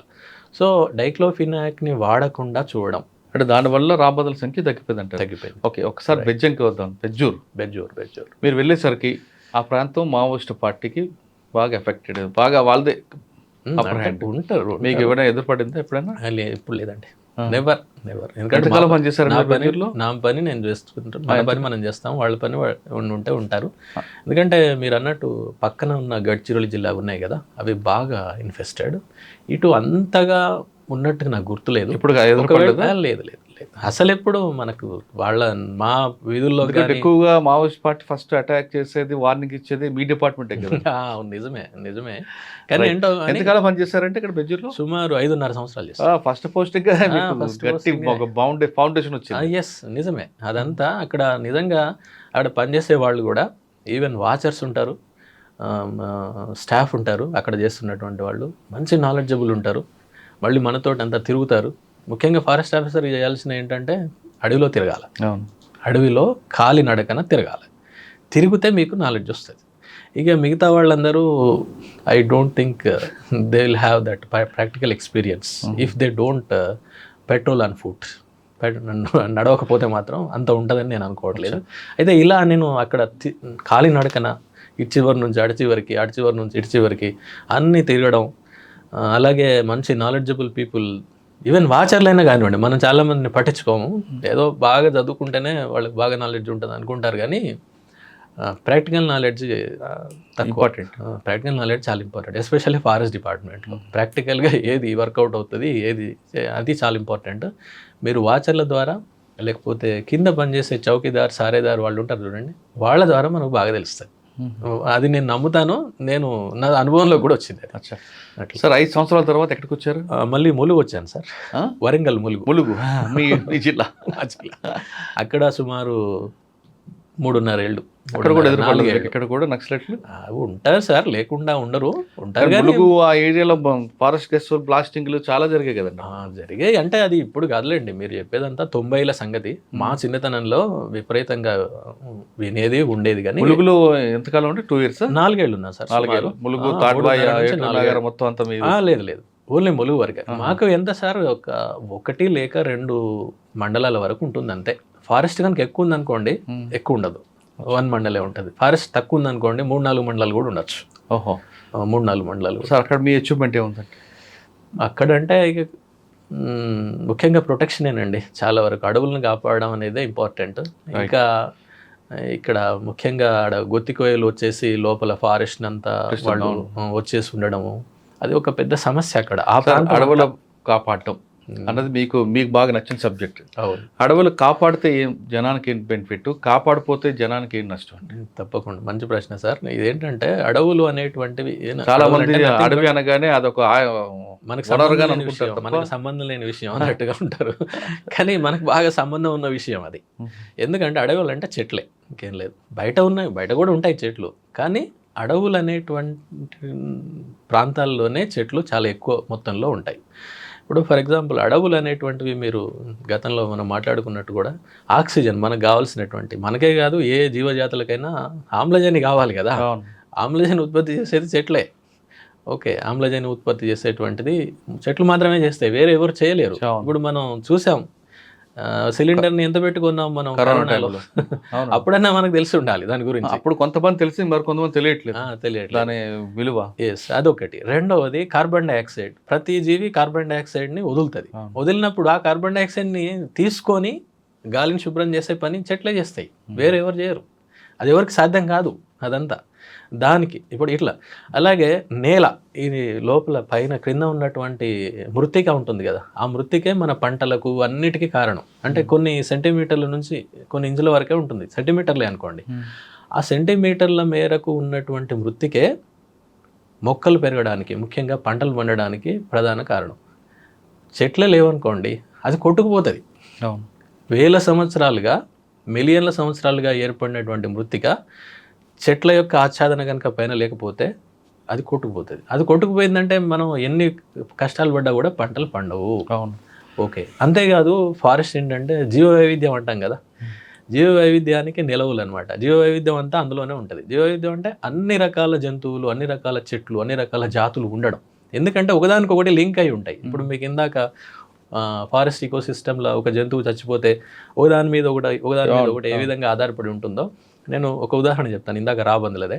ఫర్ ఎగ్జాంపుల్ రాబందులే లేవనుకోండి, ఏమవుతుంది? మనం పడేసినటువంటి పశువుల మృతదేహాలు అలాగే పడిపోయి ఉంటాయి. దానివలన అవి కుళ్ళిపోయి అక్కడ ఉన్నటువంటి గాలి, అక్కడ ఉన్నటువంటి నేల, నీరు అంతా కూడా కలుషితమైపోతుంది. అది అన్ని జాతుల మీద ప్రభావం చూపెడుతుంది, మన మీద కూడా ప్రభావం చూపెడుతుంది. దాంట్లో ఈ మధ్య వచ్చినటువంటివి ఏంటంటే అవి చనిపోవడం, వాటి యొక్క సంఖ్య తగ్గడం వలన ఇంకా వేరే వ్యాధుల్ని కలుగజేసే సూక్ష్మజీవుల సంఖ్య బాగా పెరిగిపోతుంది. అలాగే కుక్కల సంఖ్య బాగా పెరిగిపోతుంది. ఎందుకంటే కుక్కలు తింటున్నాయి.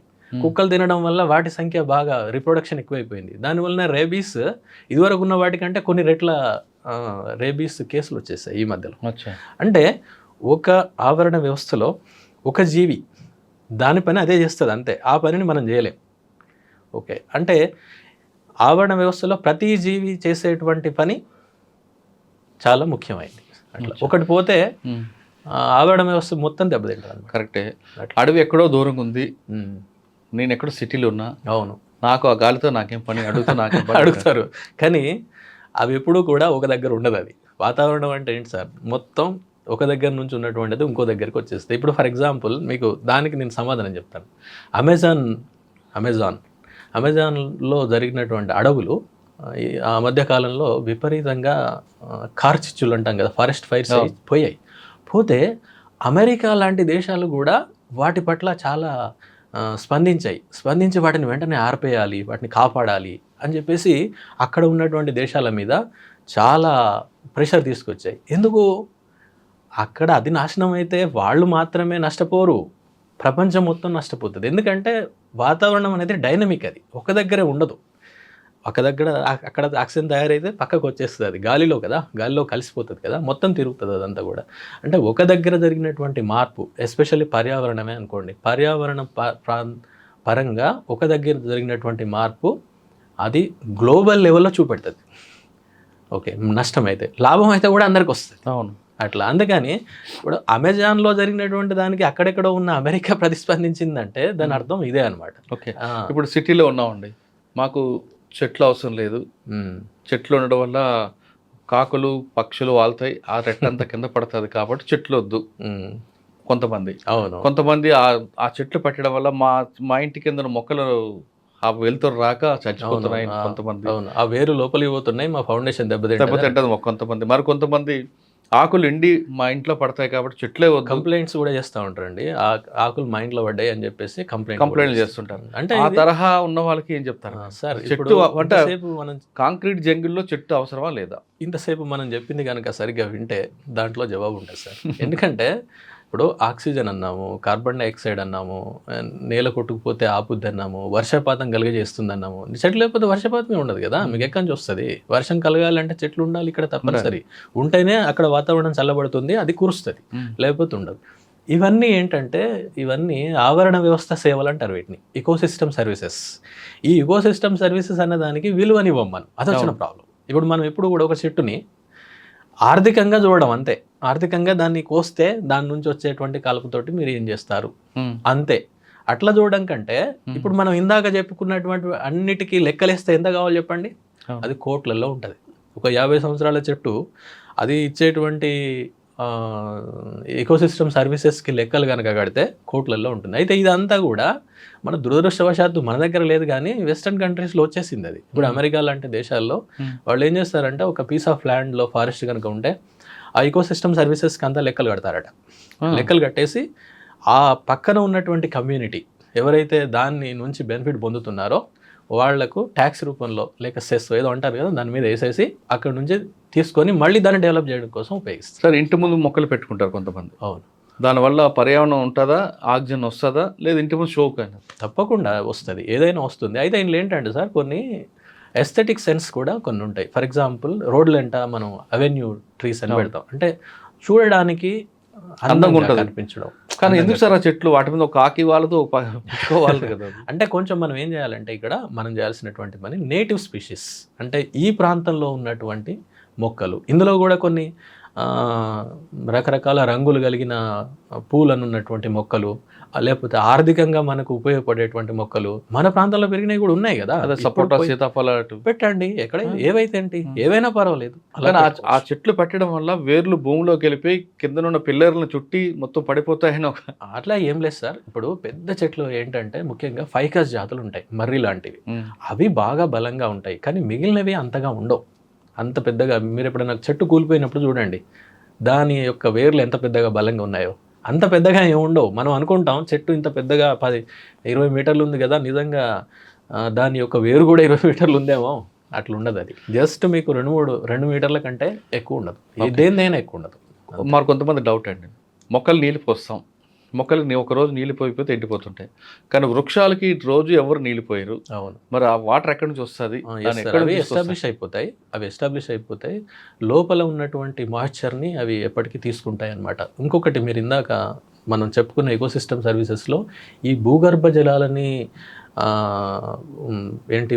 వాటిని సరిగ్గా ఉంచే విధంగా, వాటర్ టేబుల్ అని మనం అంటాం కదా, వాటిని సరిగ్గా ఉంచే విధంగా చూసేవి కూడా చెట్లే. ఒకవేళ మీకు అక్కడ ఏమి చెట్ల యొక్క ఆచ్ఛాదన లేదనుకోండి, వర్షం పడదు. వర్షం పడకపోతే లోపలికి పోదు కదా, ఏది పోయేది లేదు కదా అక్కడ. సో ఒకవేళ వర్షం పడ్డా కూడా మొత్తం రన్ ఆఫ్, మొత్తం అంతా బయటకు వెళ్ళిపోతాం. అదే చెట్లు ఉన్నాయనుకోండి ఏమవుతుంది, చిన్నగా వెళ్తుంది. దీనికి ఒక అటవీ అధికారి చెప్పిన ఒక చిన్న ఎగ్జాంపుల్ మీకు చెప్తాను. ఇప్పుడు మనకు అంతా జుట్టు ఉందనుకోండి, కొంచెం నీళ్లు పోసాం, ఏమవుతుంది? వెంటనే కారో ఏం లేదు గుండె అయిపోయింది, మనం పోసాం, ఏమవుతుంది? వెంటనే మీరు ఏ డ్రాప్ కూడా అక్కడ ఆగుదా? అంటే కామన్ మ్యాన్కి తెలిసే విధంగా ఆయన ఒక చిన్న వీడియో కూడా నేను చూసా, అది చాలా అంటే స్ట్రైట్గా వెళ్ళిపోయింది విషయం. మనం దాని గురించి పావుగంట మాట్లాడాల్సిన అవసరం లేదు. సింపుల్గా ఈ విధంగా చెట్ల యొక్క వేళ్ళు ఈ మాయిశ్చర్ని పట్టి ఉంచుతాయి అన్నమాట. సో వచ్చే వర్షం కూడా ఆ నీటిని ఒడిసి పట్టుకునేటువంటిది, అలాగే భూమిలోకి ఇంకే విధంగా చూసేటువంటిది చెట్లే చేస్తాయి. అందులో అడవే చేస్తుంది, వేరే ఏవి చేయవు. కాబట్టి ఎక్కడైతే అడవి ఉండదో అక్కడ మీకు భూగర్భ జలాలు కూడా తక్కువ ఉండే అవకాశం ఉంటుంది. అంటే ఎక్కడైనా సరే అడవిని పోషించాలి, మనం కాపాడాలి. మనం తప్పకుండా. సార్, ములుగు నుంచి ఎక్కడికి వచ్చారంటే? ఇక ఇప్పుడు ప్రస్తుతం ములుగు నుంచి ఇక్కడికి వచ్చేస్తాను అంతే. నేను 10 ఏళ్ల పాటు ఫారెస్ట్లో చేశాను, పూర్తిగా ఫారెస్ట్ అంటే ఫారెస్ట్. ఇక తర్వాత ఒక 2 years అయింది సార్ ఇక్కడికి వచ్చి. 2 ఏళ్ల నుండి ఇక్కడ ఏంటంటే ట్రైనీస్ ఉంటారు అంతా, అంటే మా beat officers, section officers, even range officers కూడా ఉంటారు వేరే రాష్ట్రాల నుంచి వచ్చినటువంటి వాళ్ళు. సో ఇక వీళ్ళ గురించి ఇక్కడ ఏంటి ట్రైనింగ్ ఇవ్వడం వాళ్ళకి, అంటే నేననే కాదు చాలా మంది ఉంటారు, మీరు 20 మంది ఉంటారు, 15 నుంచి 20 మంది సార్. అందులో అయితే కొన్ని ప్రశ్నలు ఉన్నాయి, ఒక్కొక్క దానికి మీరు కొంచెం బ్రీఫ్గా చక్కగా అందరికి చెప్పాలి. 10 ప్రశ్నలు ఉంటాయి, ప్రయత్నం చేస్తాను సార్. చెప్పండి. ప్రస్తుత పరిస్థితుల్లో పర్యావరణం, అడవుల పాత్ర ఏంటి, అడవుల వల్ల లాభాలు ఏంటి? ఎస్ సార్, ఇప్పుడు ఇందాక నేను చెప్పినట్టుగా ఇంకా గతంతో పోలిస్తే ఇప్పుడు పర్యావరణం పాత్ర చాలా పెరిగింది, ఎందుకంటే నాశనం అయిపోతుంది కాబట్టి అందరూ కూడా దాన్ని పరిరక్షించాలి. మీరు అన్నట్టు ఇందాక కేవలం అటవీ శాఖ పాత్రే కాదు, అందరూ చేయాల్సినటువంటిది. అటవీ శాఖ వాళ్ళు మొత్తం ఇంత పెద్ద ఫారెస్ట్ని కాపాడడానికి ఉండేవాళ్ళు ఒక 5,000 మంది కంటే ఎక్కువ ఉండరు సార్, 5,000 మంది మాత్రమే ఉంటారు. అంతేకాకుండా కమ్యూనిటీ యొక్క తోడ్పాటు లేకుండా మనం ఏం చేయలేం. ఇప్పుడు ఫర్ ఎగ్జాంపుల్ ఒక ప్రాంతంలో నేను పనిచేశాను, అక్కడ 260 చదరపు కిలోమీటర్ల మేర ఫారెస్ట్ ఉంటుంది, 26,000 హెక్టార్లు. ఓకే, 26,000 హెక్టార్లను 12 మంది, 5,000 మొత్తం రాష్ట్రానికి చెప్పాను సార్. మేము ఉండేది 12 మంది ఉండేవాళ్ళం అప్పుడు.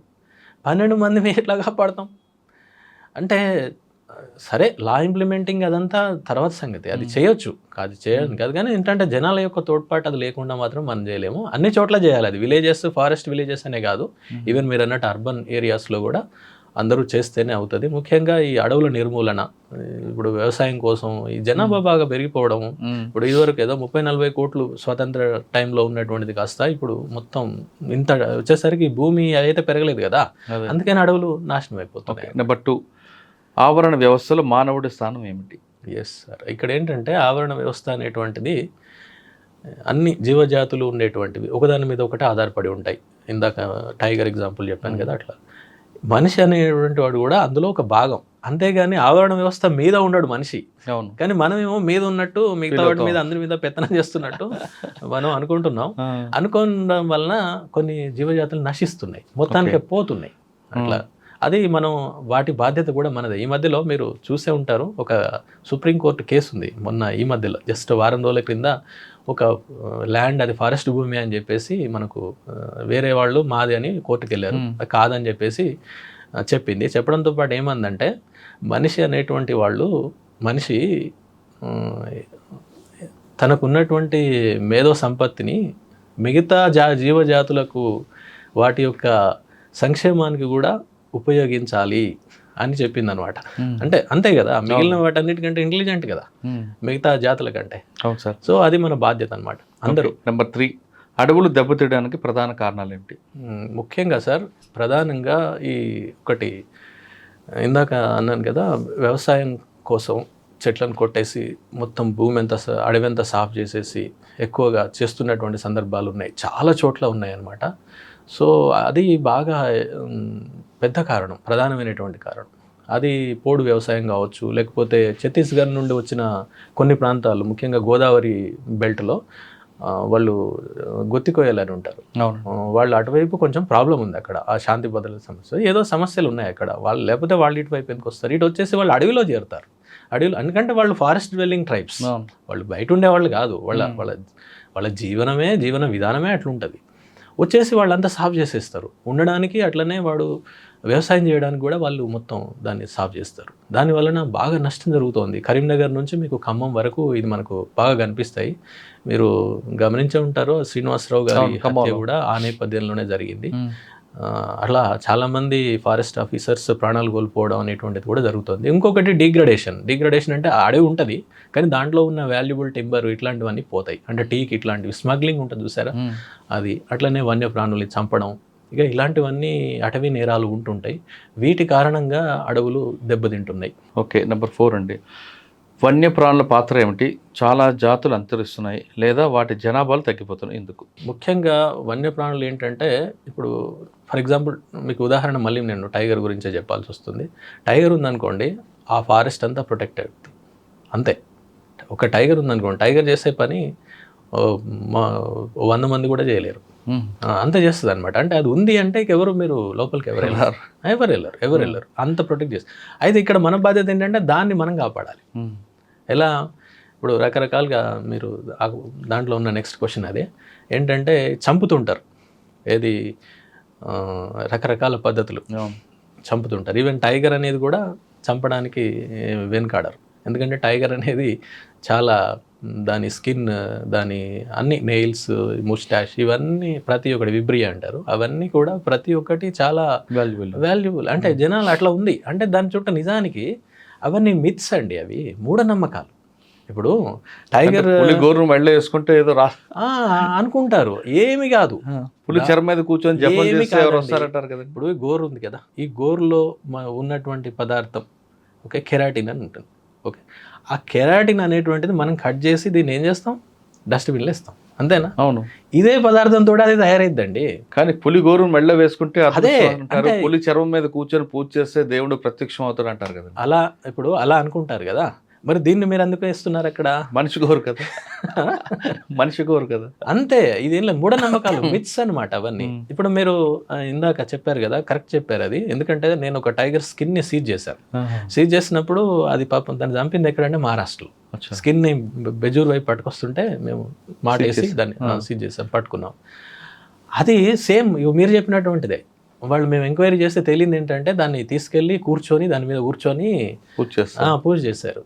ఎందుకు, మీరు ఒక విషయం నేను చెప్తాను. మీరు ఎలాంటిదైనా తోలు లాంటిది మీరు కనుక వేసుకొని కూర్చుంటే కొద్దిసేపటికి మనకు అలా ఫీలింగ్ వచ్చేస్తుంది. ఎందుకంటే మన కండక్షన్ క్రిందికి పోదు. అంటే ఫర్ ఎగ్జాంపుల్ మీరు కొన్నిసార్లు చెప్పులు వేసుకొని స్లిప్పర్స్ వేసుకొని ఇంట్లో తిరుగుతూ ఉంటారు చూసారా, తిరిగినప్పుడు మన ఆటోమేటిక్గా మన లోపల కొంత ఎనర్జీ డెవలప్ అవుద్ది. ఆ డెవలప్ అయినప్పుడు అలా ఉన్నటువంటి వాళ్ళని కనుక మనం పట్టుకుంటే మనకు షాక్ వచ్చినట్టు అవుద్ది. మీరు గమనించినరో లేదో. ఎందుకు అవుతుంది, ఎందుకంటే వాళ్ళు వేసుకున్నటువంటి స్లిప్పర్స్ అది ఆ విద్యుత్ నిరోధకంగా ఉంటాయి, అందుకని క్రిందికి పోదు. నడుస్తున్నటువంటిప్పుడు ఏర్పడిన ఎనర్జీ వాళ్ళ బాడీలో అలాగే ఉంటుంది, ఎందుకంటే వాళ్ళు స్లిప్పర్స్ వేసుకున్నారు కదా. మీరు ఏమీ చెప్పులు లేకుండా మీరు వాళ్ళని పట్టుకున్నారు అనుకోండి, ఆ పవర్ మీ ద్వారా కిందికి పాస్ అవుతుంది. అప్పుడు మీకు ఆ షాక్ అనిపిస్తుంది. నేను ఇట్లా అనుభవించాను. కానీ కొంతమంది బెడ్షీట్లు పట్టుకుంటారు, అటువంటి వ్యక్తులు పట్టుకున్న షాక్ వస్తుంది. అంటే ఒకటండి, మన లోపల ఎనర్జీ ఏ కదలిక వలన ఇంకా వేరే కారణం వలన ఎనర్జీ కనుక ఉత్పత్తి అవుతుంది, అది సహజం. అది ఆ ఉత్పత్తి అయినటువంటిది కనుక క్రిందికి పోయే అవకాశం లేకపోతే వాళ్ళను వేరే వ్యక్తులు కనుక పట్టుకుంటే వాళ్ళు ఆ షాక్ని అనుభవిస్తారు. అంతే, దాంట్లో ఉన్న చిన్న ఫిజిక్స్ ఇది. అంతేగాని దీన్ని ఈ మూఢనమ్మకాల కారణంగా ఏమవుతుందంటే పాపం అవి చచ్చిపోతున్నాయి. అది తర్వాత సార్, వన్యప్రాణుల వధ ఎలా జరుగుతుంది? ఇవి చాలా ఇంపార్టెంట్ సార్. ఇవన్నీ కూడా చంపడం, తినడం అనేటువంటిది అనాదిగా ఉంది, లేదని కాదు. ఆదిమానవుడు ఈ అన్ని సందర్భంలో ఉన్నాయి, కానీ అప్పుడు వేరు. అప్పుడు వాటి యొక్క సంఖ్య అవన్నీ కూడా చాలా ఉన్నాయి. కానీ ఇప్పుడు ఆ పరిస్థితి లేదు. కొన్ని జాతులు పూర్తిగా అంతరించే పరిస్థితికి వచ్చేసినాయి. ఇప్పుడు అన్నీ మీరేమైనా రాబందులు కానీ, లేకపోతే టైగర్ కానీ, లేక ఇతరత్ర ఉన్నటువంటి జింకలు, దుప్పులు, ఇవన్నీ వీటిని ఇప్పుడు చంపేస్తే ఇక మొత్తానికే జాతులే పోతాయి. అంటే ఇంత ఉన్న నంబర్ కాస్త ఇంతకు వచ్చేసింది. మిగిలిన వాటిని కూడా తర్వాత బుక్స్లో ఉంటాయి, బుక్స్లో ఉంటాయి, ఏముండవు. మ్యూజియంలో బొమ్మలు చూస్తాం మనం. ఓకే, వీటిని చంపడం ఎలా చేస్తారంటే బరిసెలు పట్టుకొని వెళ్ళడం, బరిసెలతోటి రాత్రి కూడా హంట్ చేయడం, లేకపోతే బాంబులు పెడతారండి చిన్న చిన్న. అంటే ముఖ్యంగా ఈ పందులు ఇట్లాంటి వాటి విషయంలో అది చిన్న మురిగిపోయిన మాంసం కానీ, లేకపోతే మొక్కజొన్న వాటికి కానీ అందులో బాంబు పెట్టేస్తే అది తెలియకుండా దాన్ని కొరుకుద్ది. అది కొరకడం వల్ల మొత్తం పేలిపోయి చచ్చిపోతాయి అవన్నీ కూడా. ఇలా కొన్ని చేస్తుంటారు. అన్నిటికంటే ఇప్పుడు బాగా నడుస్తున్నటువంటిది ఏంటంటే కరెంటు తీగలు వేయడం. కరెంటు తీగలు మనం అడవి పక్క నుంచి పోయేటివి ఉంటాయి కదా, కరెంట్ లైన్లు ఉంటాయి కదా, పవర్ లైన్స్. ఆ పవర్ లైన్ నుంచి దొంగతనంగా సన్నటి జిఐ వైర్ ఉంటుంది చూడండి, ఆ వైర్ని అక్కడి నుంచి పవర్ డ్రా చేసి కింద వేసేస్తారు. కింద ఒక 1/2 మీటర్ ఎత్తుతోటి సింపుల్గా ఇట్లా కర్రలు పెట్టి, లేకపోతే పక్కన ఇట్లా గుంజి కట్టి ఇట్లా వేస్తారు. సాయంత్రం వేస్తారు వీళ్ళు, 5-6 ప్రాంతంలో వేసేస్తారు. ఆ దారి గుండా పోయేటువంటి ఏ యానిమల్ అయినా దానికి తగిలిందంటే షాక్ గురైతే చచ్చిపోతుంది. అలా టైగర్లు కూడా చచ్చిపోయాయి, టైగర్ చనిపోయాయి, దుప్పులు, జింకలు ఎన్నో చనిపోయాయి, పందులు చనిపోయాయి, ఈవెన్ మనుషులు కూడా చనిపోయారు, పశువులు కూడా చనిపోయాయి. ఇలా చాలా జరుగుతున్నటువంటివి అనమాట. దీన్ని మనం బాగా అరికట్టాల్సి ఉంటుంది. దీనికి పోలీస్ హెల్ప్ కూడా మేము తీసుకుంటాము. అలాగే పవర్ సప్లై చేసే పవర్ డిపార్ట్మెంట్ ఉన్నారు, ఎలక్ట్రిసిటీ. అది పెట్టడం కూడా క్రైమ్ కదండి. క్రైమ్, అది క్రైమ్. అట్లా అటువైపు నుంచి చూసినా క్రైమే. ఇటు మనుషులు చనిపోతున్నారు, పోలీసు వైపు నుంచి దొంగతనం కరెంట్ తీసుకోవడం నేరమే కదా. నేరమే ఇవన్నీ. కానీ ఇవి ఫారెస్ట్ విలేజెస్ లో జరుగుతుంటాయి ఇవన్నీ. ఈవెన్ అవగాహన లేక లేదా ఎవరు పట్టుకోరని భరోసా. అంతే, పట్టుకోవడం అని అంటే అదే తెలియదు. ఎందుకంటే వాళ్ళు ఈవినింగ్ వేస్తారు. మేమేం చేస్తుంటామంటే వాటిని అన్నిటిని ఎప్పటికీ ఎక్కడెక్కడైతే వేస్తుంటారో, అంటే అన్ని చోట్ల వేయరు, ఏదైతే లైన్ ఎక్కడ ఉంటుందో, యాక్సెసిబిలిటీ ఎక్కడ ఉంటుందో ఇవన్నీ చూస్తూ మేము ఎప్పటికప్పుడు వాటిని శానిటైజ్ చేస్తాం, తీసేయడం. లేకపోతే ఆ చేసినటువంటి వాళ్ళు ఎవరున్నారు వాళ్ళని మేము మళ్ళీ తీసుకెళ్ళి విచారించడము, ఈవెన్ కేసులు బుక్ చేయడము, పోలీస్ తోటి వాళ్ళకు కూడా కౌన్సిలింగ్ ఇప్పించడము, ఇలాంటివన్నీ నిరంతరం జరిగేటువంటి ప్రాసెస్ సార్ ఇదంతా కూడా. తర్వాత సార్, అడవులు వన్యప్రాణుల కాపాడడంలో ప్రభుత్వాలు పౌరుల బాధ్యత ఏమిటి, అటవీ శాఖ విధి ఏమిటి? ముఖ్యంగా మేము అటవీ శాఖ విధి ఏంటంటే అడవుల్ని వన్యప్రాణులు కాపాడడం, ప్రొటెక్షన్ అనేది ఏంటి మా మ్యాండేట్ అనమాట. అది మ్యాండేట్ ఉన్నదే అందుకు. రెండవది దాన్ని డెవలప్ చేయాలి, ఉన్నటువంటి అడవిని అంటే రకరకాల పనులు చేయడం ఇట్లాంటివి చేస్తాం. ఇదే ప్రభుత్వాలు ప్రజల విషయానికి వస్తే మీరు చూసే ఉంటారు, రాజ్యాంగంలోనే ఉంది ఆర్టికల్ 48 and 51లో. ఇది ఆదేశిక సూత్రాల్లో ఉంటుంది. అది ఆదేశ సూత్రాల్లో ఉంటుంది. ప్రాథమిక విధి కూడా వీటిని కాపాడడం అనేది సిటిజన్స్, పౌరుల విధి అంటే కేవలం వాళ్ళెవరో చేస్తారని కాదు, క్లియర్గా మీకు అడవులు వన్యప్రాణులను కాపాడాలి అని రాసి ఉంటుంది దాంట్లో. అలాగే డైరెక్టివ్ ప్రిన్సిపల్స్లో కూడా ఆదేశిక సూత్రాలు ఉంటాయి కదా, తప్పనిసరి ప్రభుత్వాలు దీన్ని కాపాడడానికి అన్ని రకాల చర్యలు తీసుకోవాలి అనేటువంటిది కూడా ఉంటుందన్నమాట. సో వీటిని ప్రాధాన్యత రంగంగా దీన్ని గుర్తించాలి. అంటే ఏమైనా ఇప్పుడు మనం కేవలం ప్రభుత్వాల బాధ్యత కాదు, ప్రతి మనిషి తనని ఏ విధంగా కాపాడుకుంటున్నాడో ఆ విధంగా అడవిని కాపాడే బాధ్యత ఉంది. లేకపోతే మీకు రాను పీల్చడానికి కూడా దొరకదు, గాలి కూడా కొనుక్కోవాలి, నీరు కొనుక్కున్నట్లు దొరకదు. అలాంటి పరిస్థితులు వస్తాయి. ఓకే సార్, చెట్లు నరికివేత, జంతువుల వేట విషయాల్లో చట్టం ఏం చెప్తుంది? ఎస్ సార్, ఇప్పుడు జంతువుల వధ విషయంలో చాలా స్ట్రాంగ్గా ఉంటాయి సార్. మీరు వినే ఉంటారు, చాలా పెద్ద పెద్ద పవర్ఫుల్ పీపుల్ కూడా వన్యప్రాణుల వేటలో జైలుకి వెళ్ళిన సందర్భాలు మనం ఎన్నో చూసాం కదా, చాలా పెద్ద పెద్ద ప్రముఖులు.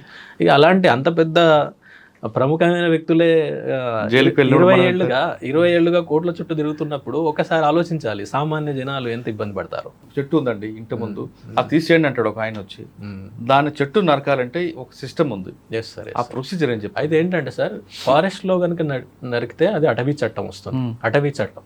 అదే ఫారెస్ట్ కాకుండా బయట ఉందనుకోండి, ఫారెస్ట్ భూమి కాకుండా అది పట్టణం కావచ్చు, ఇంకా వేరే ప్రాంతాలు ఏవైనా అవుతే దానికి ఏంటంటే వాల్టా అని ఒక చట్టం ఉంటుంది.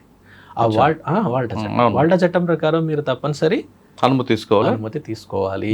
అనుమతి తీసుకున్నట్టయితే మీ పైన జరిమానా విధించబడుతుంది. అదే అడవిలో అనుకోండి, అడవిలో కనుక ఫారెస్ట్ కనుక నరికేస్తే సంవత్సరం నుండి 3 సంవత్సరాల వరకు వాళ్ళకి జైలు శిక్ష కూడా విధించవచ్చు. ఇది జరిమానాతో పాటు. సార్, ఇప్పుడు వాల్టా చట్టాన్ని వాల్టా డిపార్ట్మెంట్ని అప్రూవ్ చేయాలంటే ఏం చేయాలి? అంటే సంబంధించిన రెవెన్యూ అధికారులు ఇక ఫారెస్ట్ పీపుల్ వాళ్ళ నుండి అనుమతి తీసుకోవాలి సార్, తీసుకొని చేయొచ్చు. అంటే అది ఏ విధంగా మీకు బాగా ఇబ్బంది పడుతుంది, ఓకే, దానికి ఏం చేస్తారంటే మీకు అనుమతి ఇస్తారు. అనుమతి ఇవ్వడంతో పాటు వాళ్ళు చేసేటువంటి కొన్ని కండిషన్స్ ఉంటాయి, మళ్ళీ మీరు కొన్ని మొక్కలు పెట్టాలి. అట్లా ఆ కండిషనల్గా వాళ్ళు అనుమతిస్తారు, అప్పుడు మనం చేసుకోవచ్చు. అది కూడా అన్ని జాతులు కాదు, కొన్ని జాతులకి ఇస్తారు, కొన్ని ఎగ్జామ్టెడ్ ఉంటాయి, దానికి మనం ఎగ్జామ్టెడ్ మనం చేసుకోవచ్చు. సార్, మానవ వన్యప్రాణ సంఘర్షణ ఎందుకు ఏర్పడుతుంది? అదే సార్, ముఖ్యంగా ఏంటంటే అడవులు నాశనం కావడం, అడవులు ఉన్నటువంటివి కాస్త వాటి క్వాలిటీ దెబ్బతినడం వల్ల ఇవి బయటకు వచ్చేస్తున్నాయి. వాటి ఆహారం కొన్ని చోట్ల మీకు చెప్తాను, ఇప్పుడు ఇండోనేషియా లాంటి దేశాల్లో అడవి పుల్ల సంఖ్య బాగా తగ్గిపోయింది. ఎందుకు తగ్గిపోయింది అని రీసెర్చ్ చేసి తెలిస్తే ఏమైంది తెలుసా? టైగర్స్ వేటినైతే తింటాయో వాటిని వేటాడి వీళ్ళు తినేశారు. అంటే వీళ్ళు తిని సరిపోక అంటే దాన్ని ఏమంటారు, ప్రే బేస్ తగ్గిపోవడం వలన టైగర్స్ బయటకు వచ్చేసాయి. ఎస్, అంటే ఇలా కారణాలు రకరకాలుగా ఉంటాయి. అంటే ఆవాసం దెబ్బతినడం కావచ్చు, ముఖ్యంగా ప్రధానంగా ఆవాసం దెబ్బతినడమే. ఇప్పుడు దాని యొక్క అడవిని మనం వ్యవసాయం కోసమో ఇంకా ఇతరత్ర వాటి గురించి మనం నాశనం చేస్తున్నాం అనుకోండి, మరి అవి ఎక్కడ ఉంటాయి, బయటకు వచ్చేస్తాయి. అట్లా అలాగే మనం రకరకాల అవసరాల కోసం ఫారెస్ట్ని ఉపయోగించుకోవడం సార్. ఓకే, అంటే కొన్ని కలప కోసం, కలపేతర, ఇప్పుడు ఫర్ ఎగ్జాంపుల్ తునికాకు, లేకపోతే చీపురు, లేకపోతే రకరకాల గమ్స్, వీటన్నిటి గురించి కూడా ఆ చుట్టుప్రక్కల ఉన్నటువంటి వాళ్ళు వాటి మీద ఆధారపడతారు. ఉంటాయి, వాళ్ళకు కూడా ఉంటాయి. అలాంటి సందర్భంలో కూడా గతంలో అంత పెద్దగా జరిగేటివి కాదు, కానీ ఇప్పుడు ఆవాసం దెబ్బతినడం కారణంగా ఇవి కొన్ని జరుగుతున్నాయి. సార్, పులులు, చిరుతలు, ఎలుగుబంట్లు, ఏనుగులు వంటి జంతువుల వలన సంఘర్షణ తలెత్తినప్పుడు, శాకాహార జంతువుల వలన నష్టం కలిగినప్పుడు ఏం చేయాలి? సార్ ఇదేంటంటే ఒకవేళ మనకు 2-3 రకాలుగా ఉంటాయి సార్ ఈ ప్రాబ్లమ్స్. ఒకటి ఆ యానిమల్ వలన ఇంజూరీ కావడం, మనుషులు ఇంజూరీ కావడం. రెండవది చనిపోవడం కూడా జరుగుతుంది. ఇంకొకసారి కొన్ని అవయవాలు కోల్పోవడం అలా జరుగుతుంది. లేక పంటల డ్యామేజ్ కూడా జరుగుతుంది. పందులు వచ్చేస్తాయి, విపరీతంగా నాశనం చేసేసి వెళ్ళిపోతాయి. సో ఇది జరిగినప్పుడు ఏనుగులు వస్తాయి, చెరుకు పంట నాశనం చేస్తాయి, జరుగుతాయి. ఇప్పుడు మొన్న అక్కడ దాకా ఏనుగు ఒకటి ఇదే బెజూర్ ప్రాంతంలోనే పెంచుకలపేట రేంజ్ అని ఉంటుంది. 3 రేంజెస్ దాటుకుంటూ ఒకవైపు నుండి ఎంటర్ అయ్యి ఇంకో వైపు నుండి వెళ్ళిపోయింది. ఈ వెళ్ళిపోయే క్రమంలో 2 చంపేసింది. అది 2 చనిపోయారు, 2 ప్రాణాలు పోయినాయి పాపం. ఎందుకంటే అక్కడ ఏనుగు టాపిక్ వచ్చింది కాబట్టి, ఏనుగు చంపడం అనేది సాధారణంగా చేయదు. అవును, ఏ జంతువు అయినా సరే తన ప్రాణాన్ని కాపాడుకోవాలనే ఉద్దేశం ఉంటుంది తప్ప మనుషుల మీద అటాచ్డ్ ఉంటుంది. ఏనుగు మనకు కాషన్స్ ఇస్తుంది అటు కదండి. అవును, అన్ని టైగర్ కూడా, ఏ యానిమల్ అయినా కూడా. ఇప్పుడు మీరు అక్కడ దాకా ఎందుకు సార్, మీరు మనకు బాగా తెలిసిన ఎగ్జాంపుల్ నేను ఒకటి చెప్తాను. ఇప్పుడు మీరు కుక్కలు ఉన్నాయి అక్కడ, ఓకే, మనం వెళ్తున్నాం, మనం మరీ దగ్గరికి వెళ్ళామనుకోండి, అది వెంటనే మన మీద పడేమి కరవదు. అది ఫస్ట్ అది మనకు గుర్రమంటది, అది వార్నింగ్ ఇస్తుంది. అప్పుడు మనం ఎక్కడో మాట్లాడుతూ ఉంటాం, ఏ మొబైల్లో చూస్తూ ఉంటాం, మనం ఏమి పట్టించుకోం దాన్ని. అంటే జనరల్గా మన హ్యూమన్ టెండెన్సీ అది, నేను పర్సన్ అనట్లేదు. అయినా చూడకుండా దాని దగ్గరికి వెళ్ళిపోతాం, మీద పడుతుంది. అంటే ప్రతి దానికి ఏంటంటే దానికంటూ ఒక బార్డర్లో ఉన్నప్పుడు ఒక ప్రత్యేకమైన ఏరియా ఉంటుంది. ఆ ఏరియా వరకు అది థ్రెట్ని పర్సీవ్ చేయదు. ఏం కాదులే, ఇక్కడ వరకు వచ్చినా కూడా నేను వెళ్ళిపోవచ్చు అని అనుకుంటుంది అనమాట. మీరు ఆ లిమిట్ని కూడా దాటారు, మీద పడుతుంది. ఏనుగు ఏం చేస్తుంది? అయితే ఇది కూడా ఇప్పుడు మొన్న జరిగింది కూడా, అవి వస్తున్నప్పుడు ఈ ఏనుగు గురించి మనకు మన ప్రాంతంలో ఐడియా లేదు. ఎందుకంటే ఏనుగులు మన అడవిలో లేవు, ఈ మధ్యలో వచ్చినటువంటిది. అది బహుశా కొన్ని దశాబ్దాలు శతాబ్దాల క్రితం చిత్తూరు, శ్రీకాకుళం ఇటువైపు ఉంటాయి. మన దగ్గర ఒకప్పుడు ఉన్నాయేమో మరి మనకు తెలియదు. ఎందుకంటే మన టెంపుల్స్ మీద మనం కథలు చెప్పుకునేటప్పుడు లేకపోతే హిస్టరీ చెప్పుకునేటప్పుడు మనం చదువుతాం వీటన్నిటి, రాజులు ఇంతగా పెంచేవాళ్ళు అది ఇది అని చెప్పేసి. బహుశా మరి అప్పుడు ఉన్నాయేమో మనకు తెలియదు, రికార్డ్స్ మనకు తెలియదు. కానీ బహుశా నేను అనుకుంటున్నా ఇప్పుడు అవి ఛత్తీస్గఢ్లో ఉన్నాయి. యాక్చువల్గా ఛత్తీస్గఢ్ నుండి మహారాష్ట్రకు వచ్చేసినాయి. మహారాష్ట్ర నుంచి మనకు ఆనుకునే ఉంది బెజూర్ ప్రాంతం, కాగజ్ నగర్ దానికి ఆనుకునే ఉంటుంది. సో మళ్ళీ దాని యొక్క విస్తరణ, దాని యొక్క ఏరియా విస్తరణలో భాగంగా వచ్చినాయా మనకు తెలియదు, దాన్ని స్టడీ చేస్తే తప్ప మనకు అర్థం కాదు. అయితే ఈ ఏనుగు రావడంతో ఇక్కడ ఏంటంటే వీళ్ళకు పాపం తెలియదు ఏనుగు అనేటువంటి విషయం, దాన్ని ఎట్లా హ్యాండిల్ చేయాలో తెలియదు. ఈవెన్ టైగర్ తెలుసు, టైగర్ గురించి వచ్చినప్పుడు మనం ఎట్లా కాపాడుకోవాలనేది వాళ్ళకి ఐడియా ఉంది, కామన్ పీపుల్కి. కానీ దీని గురించి ఐడియా లేకపోవడం వల్ల తక్కువ అంచనా వేశారు దాన్ని. అది కాకుండా యానిమల్ చాలా పెద్దగా ఉంటుంది, మనం దగ్గరకు వచ్చేసరికి మనం వెళ్ళిపోవచ్చులే, అలా కొన్ని మిస్కన్సెప్షన్స్ ఉన్నాయన్నమాట. వాటి కారణంగా వాళ్ళు ఒకరైతే ఫోటో తీస్తున్నారు దాన్ని. సో ఇక అది unfortunately really it's a great. ఏనుగు ఎదురుపడినప్పుడు ఏం చేయాలి, ఎలా తప్పించుకోవాలి? అంటే జనరల్గా సార్ మనం ఎప్పుడు కూడా కొన్ని 100 మీటర్లు మనం దానికి దూరంగానే ఉండాలి. ఎందుకంటే అది వైల్డ్ యానిమల్ ఎలా బిహేవ్ చేస్తుంది అనేది మనం ఎప్పుడు కూడా చెప్పలేం. Few hundreds of meters you should be away from it. So దాన్ని మనం ఎప్పుడు కూడా డిస్టర్బ్ చేయకూడదు. దాని మానసిక స్థితి ఎలా ఉంది ఏంటనేది మనకు తెలియదు. ఇప్పుడు పక్క ఉన్న మనుషుల సివిలైజ్డ్ పీపుల్ యొక్క మెంటాలిటీనే మనం ఒక్కొక్కసారి అంచనా వేయలేము. అలాంటిది it is a wild animal యొక్క అది ఎలా ఉందో తెలియదు. మళ్ళీ అదేంటంటే ముఖ్యంగా మొన్న వచ్చినటువంటిది మస్త్లో ఉంది అంటారు. మస్త్ అనేటువంటిది ఒక టెండెన్సీ అనమాట. అది ఎప్పుడంటే కొన్ని మగ ఏనుగుల్లో ఇప్పుడు మన కౌమార దశలో ఉన్న పిల్లలు ఎట్లయితే బిహేవ్ చేస్తారో అప్పుడు అవి కొంచెం అబ్నార్మల్గా బిహేవ్ చేస్తాయి. నార్మల్ బిహేవియర్ కాకుండా అబ్నార్మల్గా ఉన్నప్పుడు అది ఎలా బిహేవ్ చేస్తాయి అనేది మనం యూ కెనాట్ ప్రెడిక్ట్. సో ఏదైనా జరగచ్చు. సో అలా కూడా ఉండొచ్చు అని కొంతమంది దానిపైన పనిచేసినటువంటి వాళ్ళు అన్నారు. అదే అయి ఉండొచ్చు, లేక అది ఏరియాని సెర్చ్ చేసుకోవడానికి కూడా కావచ్చు. అంటే నెక్స్ట్ వాటి యొక్క ఏరియా విస్తరణలో భాగంగా కూడా చూసి ఉండొచ్చు. ఇలా రకరకాల. ఇప్పుడు మీరు చెప్పారు కదా ఛత్తీస్గఢ్ నుంచి మహారాష్ట్ర మీద వచ్చింది. ఎస్, అంటే నెక్స్ట్ గుంపు వచ్చే అవకాశం ఉందంటారు? ఉండొచ్చు సార్. అందుకనే మా వాళ్ళు అటవీ శాఖ దీనిపైన మంచి ఏంటి ఒకవేళ వస్తే మనం ఏం చేయాలి, దీనిపైన 2-3 వర్క్షాప్స్ కూడా పెట్టారు, మీటింగ్స్ పెట్టారు. మనం ఏం చేయాలనే దాని మీద జరుగుతున్నాయి కొన్ని. ఓకే సార్ కొత్త ఎక్స్పీరియన్స్. ఫైనల్గా అడవుల సంరక్షణకు మనం ఏం చేయాలి? అందరూ చేయాల్సిన ప్రభుత్వాలు ఏం చేయాలి, ప్రజలు ఏం చేయాలి? ప్రభుత్వాలు దీన్ని ప్రాధాన్యత కలిగిన రంగంగా దీన్ని గుర్తించాలి. అంటే ఇప్పుడు మనం పోలీస్, రెవెన్యూ ఇంకా ఎట్సెట్రా వాటికి ఇచ్చినటువంటి ప్రాధాన్యత ఎప్పుడు చూసినా అవి ముందుంటాయి. అవును, ఫారెస్ట్ అనగానే ఎక్కడో ఉంటుంది అది చివర. అలా కాకుండా, ఎందుకంటే ఎకోసిస్టమ్ ఆధారంగా మనం గాలి, నీళ్లు ఇట్లాంటివన్నీ కేవలం కలప డబ్బులే కాకుండా ఇట్లా ఆలోచించినప్పుడు చాలా ముఖ్యమైనటువంటి వనరు కాబట్టి దాన్ని ఏ పేరుతోనైనా దాన్ని నాశనం జరగకుండా జరిగేటువంటి దాన్ని ఆపాలి, దాన్ని రక్షించాలి. అలాగే కొన్ని నశిస్తున్నటువంటి జాతులు, ఫర్ ఎగ్జాంపుల్ రాబందులే అనుకోండి, ఇంకా వేరే ఏవైనా టైగర్సే అనుకోండి, వీటి గురించి చాలా మంచి సంరక్షణ చర్యలు బాగా చేపట్టాలి. ముఖ్యంగా అవి ఖాళీలు ఉంటున్నాయి బాగా. ఇప్పుడు మీరు చూసారు కదా, 5,000 మంది ఉంటాయి. 5,000 కాదు, కనీసం 10,000 మంది అయినా మినిమం ఉండాలి. చాలా చోట్ల ఖాళీలు ఉంటాయి.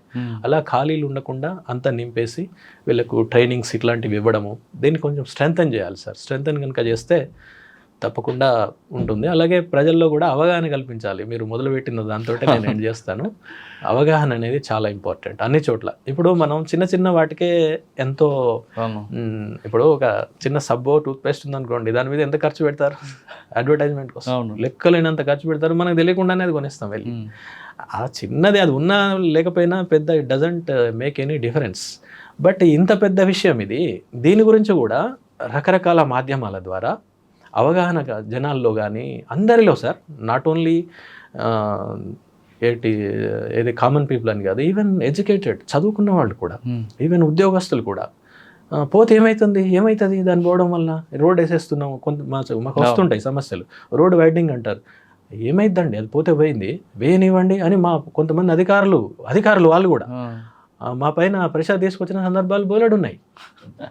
అలా చాలా తెలియదు వాళ్ళకి దాని గురించి. అంటే ఎప్పుడు కూడా హ్యూమన్ సెంట్రిక్గానే ఆలోచిస్తూ ఉంటారు.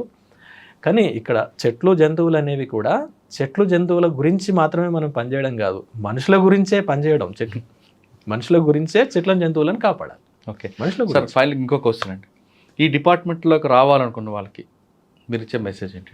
చాలా మంచి డిపార్ట్మెంట్ సార్ యాక్చువల్గా. అంటే ఇంత పెద్ద ఏమంటారు, ఆ చెట్లు, జంతువులు అనేవి మాట్లాడవు కదా. అవును, వాటి తరఫున మనం మాట్లాడాలంటే you are definitely a voice for the voiceless, తప్పకుండా. కాకపోతే ఏంటంటే ఇక్కడ చాలా రిస్క్ కూడా ఉంటాయి, ఛాలెంజింగ్ ఉంటుంది, అంత ఈజీ ఏం కాదు మనం అనుకున్నట్టు. ఏదో మీరు ఎడ్యుకేషన్ డిపార్ట్మెంటో లేకపోతే ఇంకా ఎన్నో డిపార్ట్మెంట్స్ ఉన్నాయి. అంటే అఫ్కోర్స్ అందులో ఉన్న సాధక బాధకాల గురించి నేను ఎక్కువ మాట్లాడలేను. కానీ ఇది ఏంటంటే ఇది ఓపెన్ రిసోర్స్ సార్. ఇది ఓపెన్ రిసోర్స్. ఎవ్రీబడి, ప్రతి ఒక్కరూ నాదే అనుకుంటారు, కానీ దానికి ఎవరు ఏం చేయరు. ఇది మా అడవి అంటారు. అడవి కరెక్టే, మరి మీరేం చేస్తున్నారు అడవికి? అడవిని దాన్ని కాపాడడానికి దాంట్లో ఉన్నటువంటి మనం తీసుకుంటాం. సరే, దగ్గర ఉన్నటువంటి సముదాయాలు, సమాజాలు వాటి మీద ఆధారపడడం తప్పేం కాదు, కానీ దాన్ని నాశనం చేయకూడదు. ఎందుకంటే అది మన గురించి మాత్రమే కాదు, మన ముందు తరాలు అనుభవించారు. 10 తరాలు 50 తరాల ముందుకెళ్ళినా అదే అడవి మీకు ఉపయోగపడింది. మీ తరం కూడా పోయిన తర్వాత మళ్ళీ 50-100 తరాలు వస్తాయి. అన్ని తరాలకు కూడా అది ఉపయోగపడాలి. అలా కాకుండా మనం ఇప్పుడే మొత్తం ఎక్స్ప్లాయిట్ చేస్తే అది నాశనం అయిపోతుంది. అంటే ఇది ఒక రకంగా మా వాళ్ళు చెప్పే మాట ఉంటుంది ఒకటి, అంటే we are working for not only for this generation, but we are working for the generations to come. వచ్చే జనరేషన్స్ కూడా మనం చేస్తున్నాము అని మా కొంతమంది సీనియర్ ఆఫీసర్స్ మమ్మల్ని ఇన్స్పైర్ చేస్తుంటారు అనమాట. అంటే కొద్దిమంది ఉంటారు, there are certain people who are really guiding us. కాకపోతే రిస్క్స్ ఉంటాయి, నేను కాదనట్లేదు. చాలామంది వదిలిపెట్టిపోదాం అది ఇదని అనుకుంటూ ఉంటారు వేరే ప్రయత్నాల వల్ల, ఎందుకంటే వాళ్ళకు కొన్ని ప్రెషర్స్ కూడా ఉంటాయి అనమాట. ఇప్పుడు నేను మీకు ఇందాక అన్నాను కదా, చదువుకున్న వాళ్ళే సహకరించట్లేదు, వేరే ఇతర ఉద్యోగస్తులే సహకరించారు. పోతే ఏమవుతుందండి, అదేం పోతే ఏమవుతుంది, వేసేద్దాం, రోడ్ వేసేద్దాం, లేకపోతే అది కట్టేద్దాం, ఇది కట్టేద్దాం. కరెక్టే సార్, దానికి ఒక ప్రొసీజర్ ఉంది కదా. ఇప్పుడు ఒకటి మీరు రోడ్డు వేయాలన్నా, వేరే ఏదైనా కట్టాలన్నా కూడా నేను ఇక్కడ మీకు ఒక మాట చెప్పాలి, ఎలాంటి డెవలప్మెంటల్ వర్క్స్కి ఫారెస్ట్ డిపార్ట్మెంట్ ఏం వ్యతిరేకం కాదు. ఇప్పుడు ఒక రోడ్ వేస్తున్నారు, చిన్న రోడ్డు కాస్త 4 లేన్ల రోడ్ వేశారు, దానికి పర్మిషన్ తీసుకోవాలి. ఒకటి అటవీ సంరక్షణ చట్టం 1980, ఫారెస్ట్ కన్జర్వేషన్ యాక్ట్ 1980 అని ఒకటి ఉంటుంది. అది ఏం చెప్పిద్దంటే, మీకు ఫర్ ఎగ్జాంపుల్ మీకు ఒక 100 ఎకరాల భూమి కావాలి ఒక రోడ్డుకి. మీరు 100 ఎకరాల భూమి మళ్ళీ వేరే చోట ఇవ్వాలి. ఇచ్చి మీరు ఇచ్చేటువంటి భూమిలో ఎట్లాగో చెట్లు ఉండవు, మళ్ళీ చెట్లు పెంచే విధంగా డబ్బులు కూడా ఇవ్వాలి. ఓకే, అయిన తర్వాత మీకు ఇది హ్యాండ్ ఓవర్ చేస్తారు. కరెక్టే కదా అది. రైట్. అట్లా లేకపోతే ఏమవుతుంది, ఉన్నది కాస్త పోతుంటుంది కదా. అవునండి. చివరికి అక్కడ ఏం మిగలదు, ఇక అడవి ఏం మిగలదు. రైట్. ఇది అందరూ ప్రొసీజర్ ఫాలో కావాలి. ఇంకా దురదృష్టం ఏంటంటే కొంతమందికి ఇది ఉన్న సంగతి కూడా తెలియదు. కొంతమంది ఏమో నిర్లక్ష్యం చేస్తారు. ఏం కాదులేండి, ఏమున్నది, చిన్నదే కదండి, దానికి ఏమవుతుంది, మీరు చేసేయండి అని మాట్లాడే వాళ్ళు కూడా చాలామంది ఉంటారు. కానీ ఎప్పుడైతే ఈ అవగాహన కల్పించడం అనేది జరిగితే, ఈవెన్ కోర్టుల్లో కూడా సార్, కోర్టులోకి వెళ్ళినప్పుడు కూడా ఎలా ఉంటుందంటే, ఈవెన్ మ్యాజిస్ట్రేట్స్ అట్లాంటి వాళ్ళకి మేము సార్ ఈ చెట్లు కొట్టారు, జంతువులు కొట్టారు అంటే, వాళ్ళు ఈ మనుషులకు సంబంధించి ఎన్నో చూసుంటారు కదా, మనుషులదే పెద్ద పట్టించుకున్నప్పుడు ఈ జంతువులది ఏముందండి అన్న మాట్లాడే సందర్భాలు కూడా చాలా ఉంటాయి. కానీ మేము వాళ్ళకి కన్విన్స్ చేయాలి, అట్లా కాదు సార్, ఇలా ఉంటుంది, మీరు దీన్ని ఇట్లా చేయండి. అలాగే ఎవిడెన్సెస్, అది కూడా పెద్ద సమస్య మాకు. ఎందుకంటే ఇది అడవులలో జరుగుతాయి సార్, అవును, లోపల ఎక్కడో జరుగుతాయి. అక్కడ ఎవడు మీకు ఎవిడెన్స్ ఇస్తాడు? అడుగుతాడు. ఇవి చాలా వరకు ఇదో పెద్ద తలనొప్పి అయిపోతుంటుంది. అయినప్పటికీ మేము రిమైండ్ చేస్తుంటాము, ఛార్జ్ షీట్స్ వేస్తుంటాము, చూస్తుంటా. అంటే మా సిబ్బంది, పరిమితమైన సిబ్బంది ఉన్నప్పటికీ కూడా we try to do our level best. Okay, చూస్తుంటాం. సమస్త మానవాళి హాయిగా ఆరోగ్యంగా ఉండాలంటే అడవులు అవసరం అంటున్నారు రామ్మోహన్ గారు. అడవిని కాపాడే బాధ్యత కేవలం అటవీ శాఖ ఒకటే కాదు, ప్రతి ఒక్కరు కూడా బాధ్యతగా తీసుకుంటే అడవి అనేది మనకే కాదు, భావి తరాలకు కూడా ఎంతో ఉపయోగపడుతుంటారు. ఒకవేళ అడవి కానీ కనుమరుగైతే అది కేవలం పుస్తకాలకు మాత్రమే పరిమితి అయితే కరోనా లాంటి పరిస్థితులు మరొకసారి వచ్చే అవకాశం ఉందని చాలా స్పష్టంగా తెలుస్తుంది. ఇది రామ్మోహన్ గారితో ఎక్సలెంట్. వచ్చే వారం మరో గెస్ట్తో మళ్ళీ కలుద్దాం. అంతవరకు నమస్తే. Thank you sir, thank you very much. నమస్తే. మీరు ఎంత సబ్జెక్ట్ ఇచ్చారంటే వినే వాళ్ళకి మరి వాళ్ళు ఏ విధంగా తీసుకుంటారో చూడాలి. తప్పకుండా సార్. Thank you. నమస్తే.